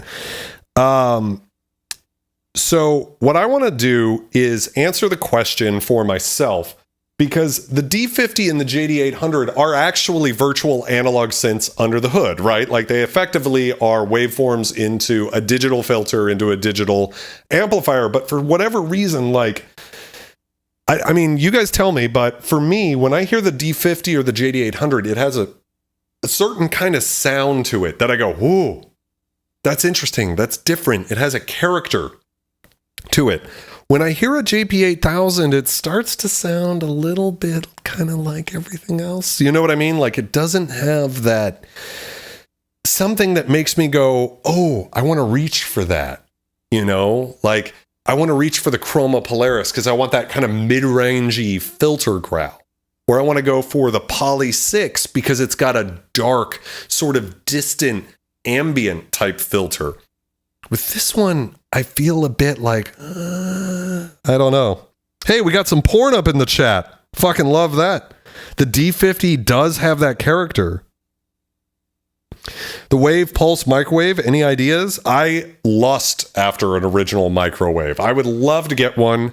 They're expensive, and I would have to get an Access or, who makes it? Stereoping, Access, and somebody else makes programmers for it. So it would be about $3,000, which I think is more than I've paid for any synth in this room.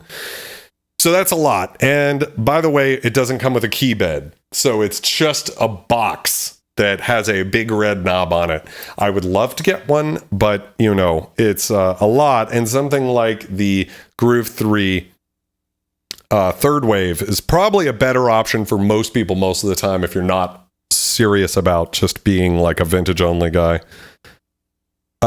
Did you get your hands on a Prophet 6? Yo, what's up? It's a Romex motherfucking king.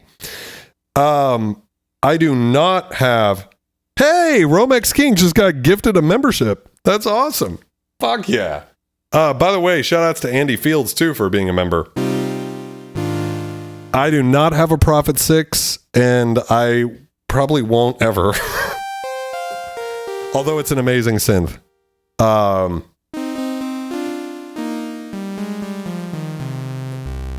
If you meant Prophet 5 from 1979, Jackie, that also is a little out of my range for now.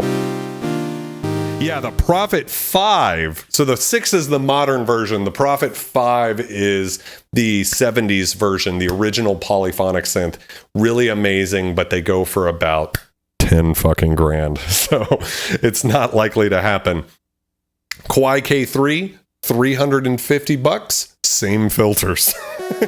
Get a K3, baby.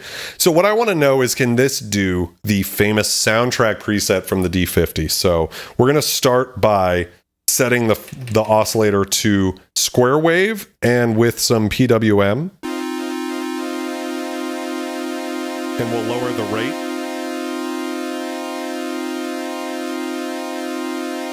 Something like that sounds good. And then we'll do the exact same thing. We'll move this over to square wave and try and move the knobs to about the faders to about the same amount and try to balance these. Let's increase some detune to give it that super sound.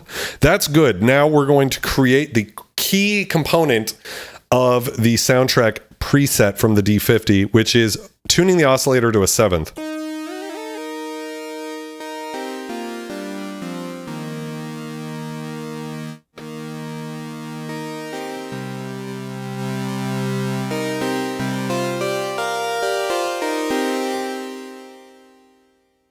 Let's see here. I've got an Exonic TS-12. Absolutely loving that for a digital hardware synth. Tons of unique textures in there. Definitely interested in TS-12 Dub Station. That is crazy. Your setup is crazy, dude. Like you, Dub sent me a video of their setup and it is out of control. It makes my setup look very, very small. I have a Take 5. It's very nice.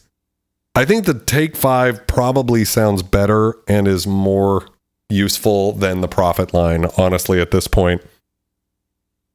I would totally think Bowie did. I can't confirm that, Econ, but that sounds right. You official now, baby. Welcome to the cult, Romex King.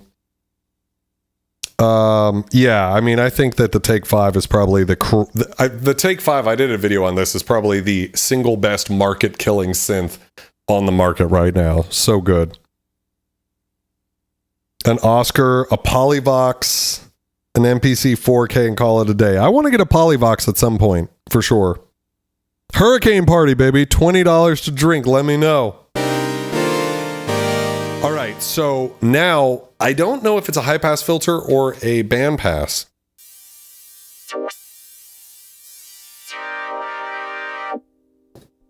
So I'm going to try to set the cutoff frequency to where I think it should go. I'm going to try the high pass filter. Let's use that.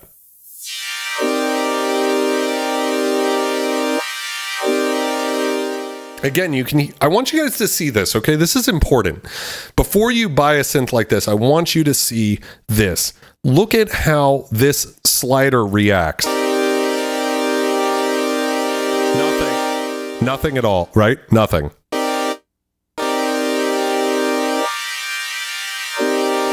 That's like a fucking massive...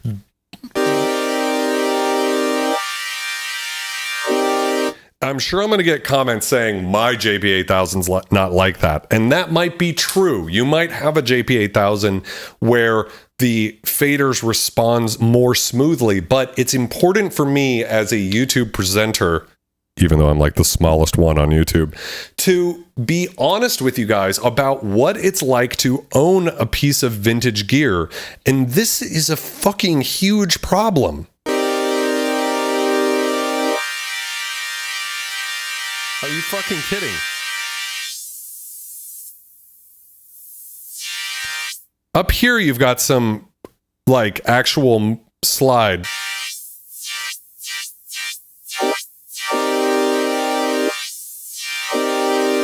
But it's like all the movement is from 50% plus. Now, that might be deliberate, right? Let's move it over to 12 decibel, by the way.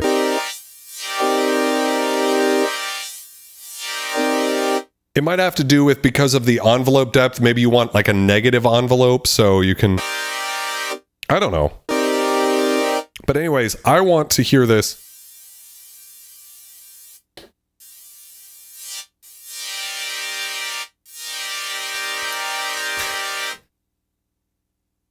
I just lost the fucking, God damn it, I dropped it again. Where did it go? Oh God. Did you guys see it? Oh man. All right. This is really revealing. Okay, so I lost the slider here.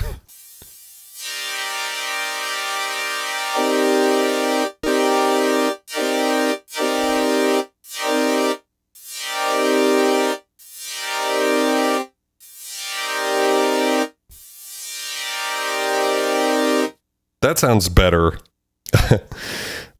That's just an on-off switch. Yeah, I agree. God damn it, where did that slider go? Fuck.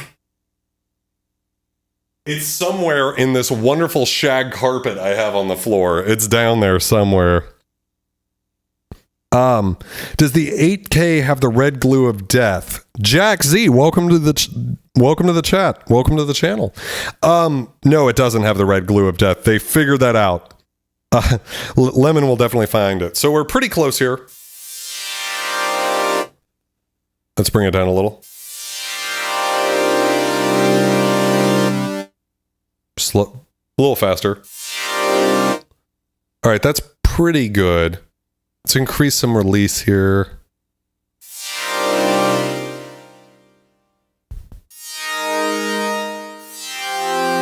Now let's try it on bandpass, because I think that's what Eric Persing actually used. This is interesting. On bandpass, I think it is bandpass, but I think we'll have to increase the cutoff.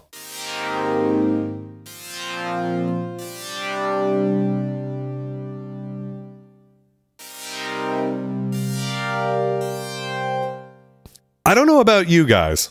Just, am I crazy? But does that something... This is more or less the recipe for the sound with the D50. Let's add a little bit of detac, long release.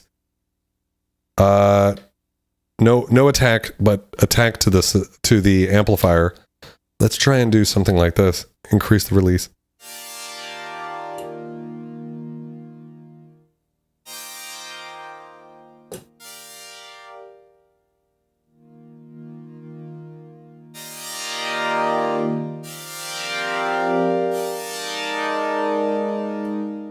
Speed up the decay. Maybe we need to bring this up an octave. Let's see what happens if we do that.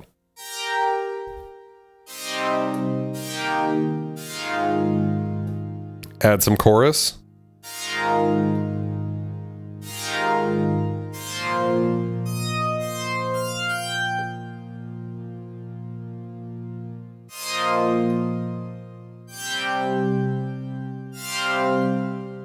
I feel like there's something just wrong about the amplifier. It's got this tone to it. I don't know how to describe it. It doesn't sound warm and full.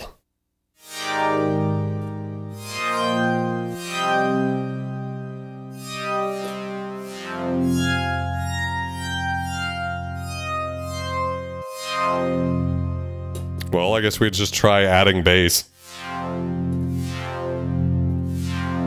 Oh, that helps actually.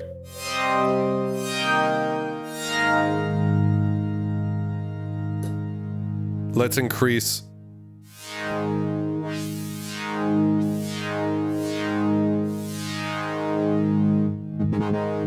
Whoa. So a little less envelope depth is good.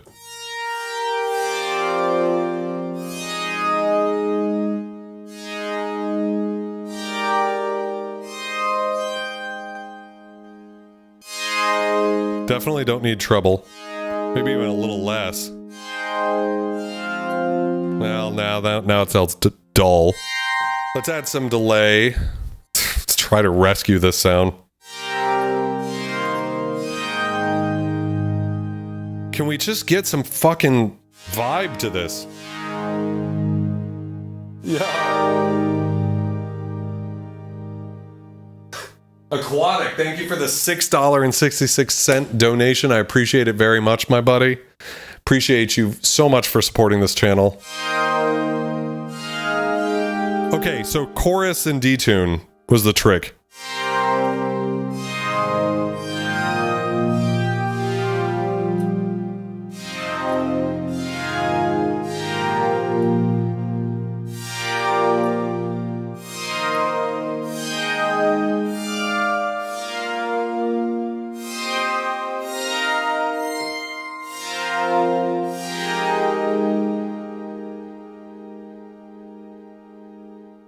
Dub Station Zero with the $4.20 dollar tip. Thank you very much.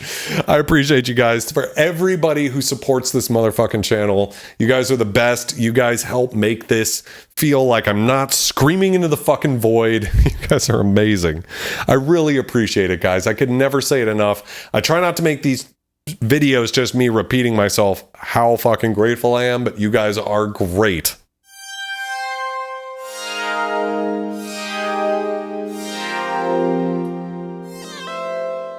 Oh. This should do it. Let's add a little more bass. I think it sounds better with bass. I think that was the trick. A little bit of bass. That sounds very, very good. Yes, I think it's crazy that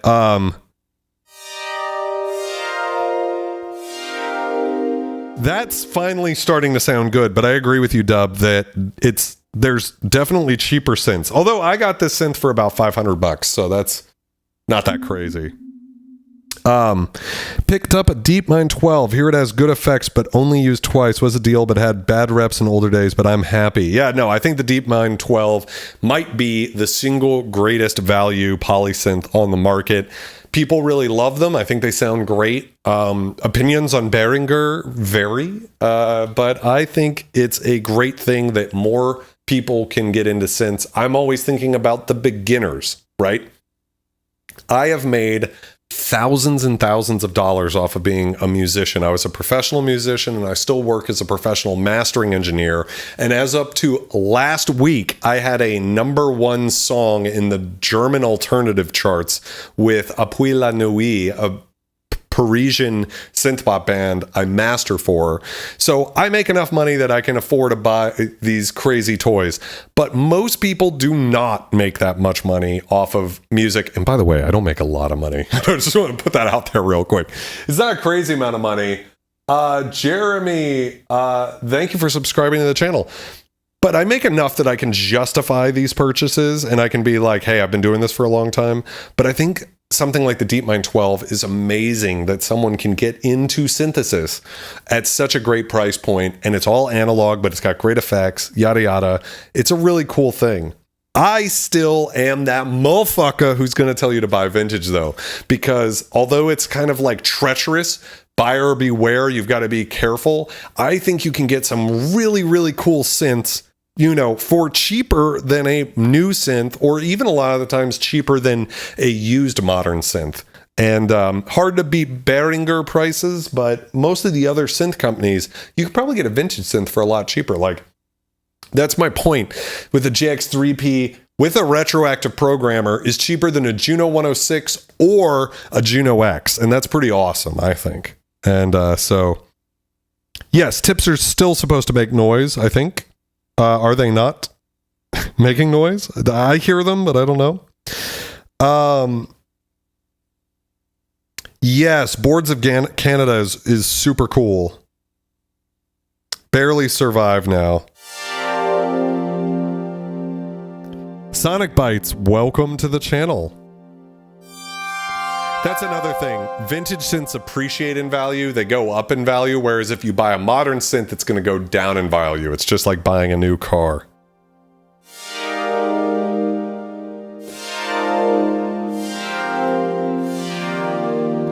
I think I've more or less got the soundtrack sound in the JP-8000.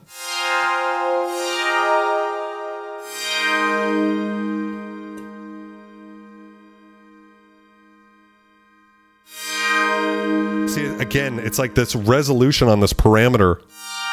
It's either too tight or too wide. So let's try increasing more chorus.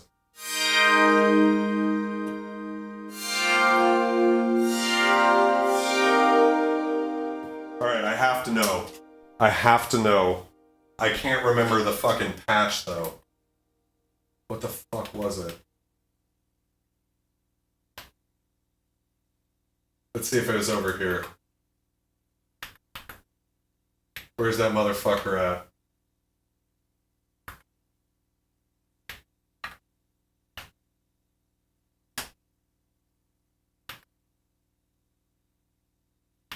There it is, soundtrack. So let's see. This is the Roland D-50.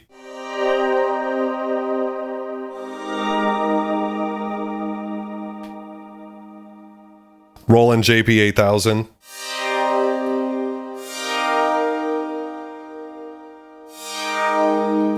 So I think I need less depth on this and plenty of chorus. There's nothing wrong with chorus. And it's a lot thicker on the D50. I was right to add bass.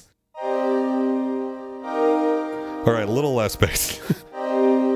Wait, what happened? Oh, wait, there we go. Put a little more envelope depth. Again, the parameter resolution. All right, D50. Let's see.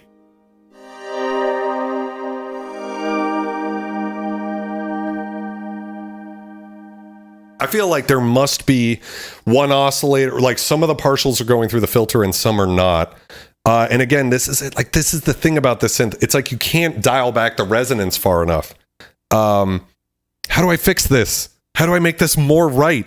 It's a little slower. The action's a little slower. So bring a little high end out. Yeah, that's fine. Plenty of effects. Let's see. I'm actually surprised by how close I got it.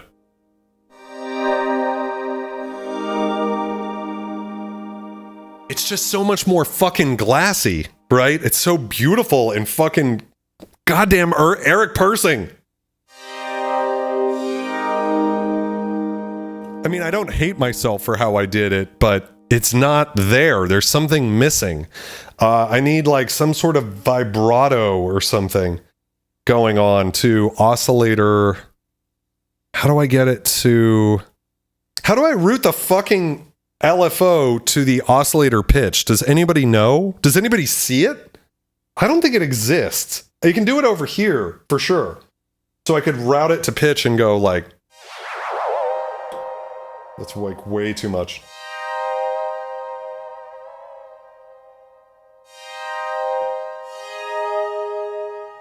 Right, that's what we need. We need some of that, but there's no way to do it, I think. Wait, maybe this? Nope, there we go. I figured it out. LFO1 depth. There we go. This knob is the pitch. Sorry for slandering you, Roland JP-8000 designers. I was stupid. I didn't see the knob.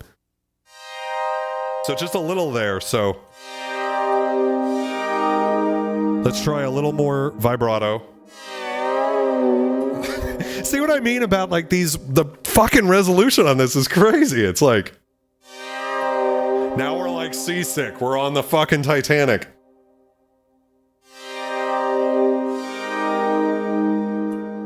Let's try the D-50. See how close I got?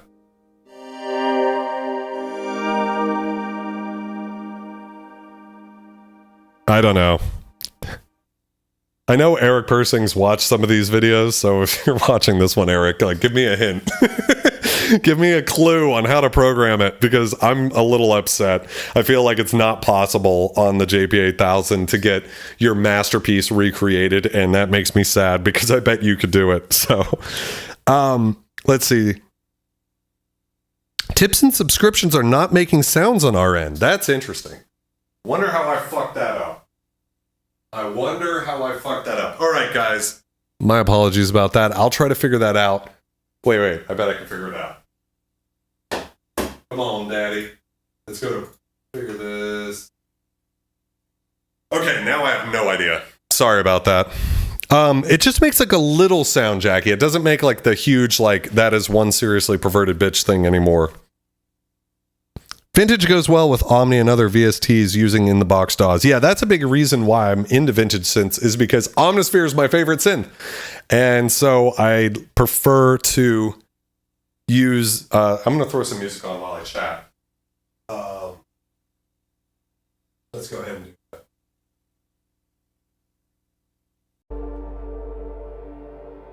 So, yeah. I got close. But, yeah, I think Omnisphere and a shitload of vintage synths is the perfect way to go. Love the little button clicks we're hearing from the D-50. I bought a Matriarch Dark version. They just stopped making those this year, so I'm expecting the value to go up in the future. Yeah, that is the advantage, right? Like, so they just stopped making Prologues. So now Prologues are going to start going up in value. Sold too early, I suppose. But I wouldn't have been able to get the most awesome Chroma Polaris ever if I hadn't sold the Prologue, so, you know. I saw Chroma Polaris go for $5,000 recently, so I got that one for sub 2. Happy about that. Yeah, it's definitely close, Econ, but that's just like the thing. It's hard to... You can't compare a synth that has... This has 2 oscillators into 1 filter. The D-50 has 4 oscillators into 4 filters. It's just, you can't compare that, I guess.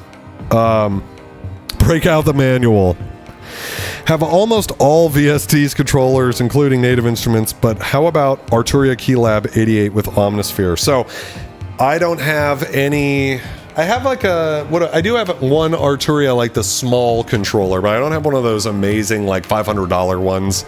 I bet it's great. I think it's what Eric uses for Omnisphere. I think he might use the Roland 88 key as well when you look at the demo videos, so I bet they're probably, I mean, like, if nothing else. I did ask Roland about what they thought was a good hardware synth to integrate, and they kind of didn't answer me. In the sense that, I'm sorry, I didn't ask Roland, I asked Spectrasonics what synth was a good idea. The best advice they gave me was to get a synth that I like the sound of. So I went the Prologue because I like the sound of the Prologue. But they definitely hinted at the Novation Summit as maybe being the most powerful synth. And same thing with the System 8 for controlling Omnisphere, for whatever that's worth. But yeah, but best with their analog lab. I agree, Aquatic. I think the Arturia stuff works best with the Arturia software. No surprises there, really, but that's a thing. Anyways, guys, we've been going long enough. It's been a blast getting to explore the JP-8000. I'm sad that I wasn't able to fully get the soundtrack preset created on this, but maybe that tells you something, right? Like, it tells you something about how this synth is compared to the D-50. And next week, what we're going to be doing is we're going to be doing a shootout between my 1, 2, 3, 4, 5, 6 Roland synthesizers in this room. 1 or 2 of them are going up on reverb, okay? So it's going to be a battle royale. Which of my vintage Roland synths are going up on reverb? And so it's going to be interesting. It's going to be a lot of fun. And I've been waiting to do a stream like this to actually compare a lot of synths as opposed to just comparing, like, just looking at one synth. I want to really kind of pull apart all of these guys and decide on which ones are worth keeping. For me, by the way, like, you guys could probably tell my opinion about this synth, but I know this is the perfect synth for somebody who loves those, like, 90s and 2000s trance songs, right? This is the sound of that, right? For them, that's their nostalgia. For me, the D-50 kind of hits those notes for me a little bit more. But we're going, so you probably can hear my opinion about if I had to keep the JP-8000 or the D-50, I might keep the 8000 just because you can program it. Like, the D-50 is unprogrammable without a PG-1000, so that's another thing. Anyways, I'm going to discuss all that next stream. As soon as this stream is over, it should take you directly to the next stream, so you can hit that little bell, the notify me button. That way, when I go live next week, you get a reminder.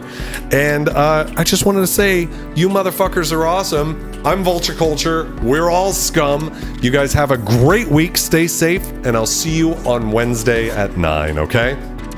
Bye!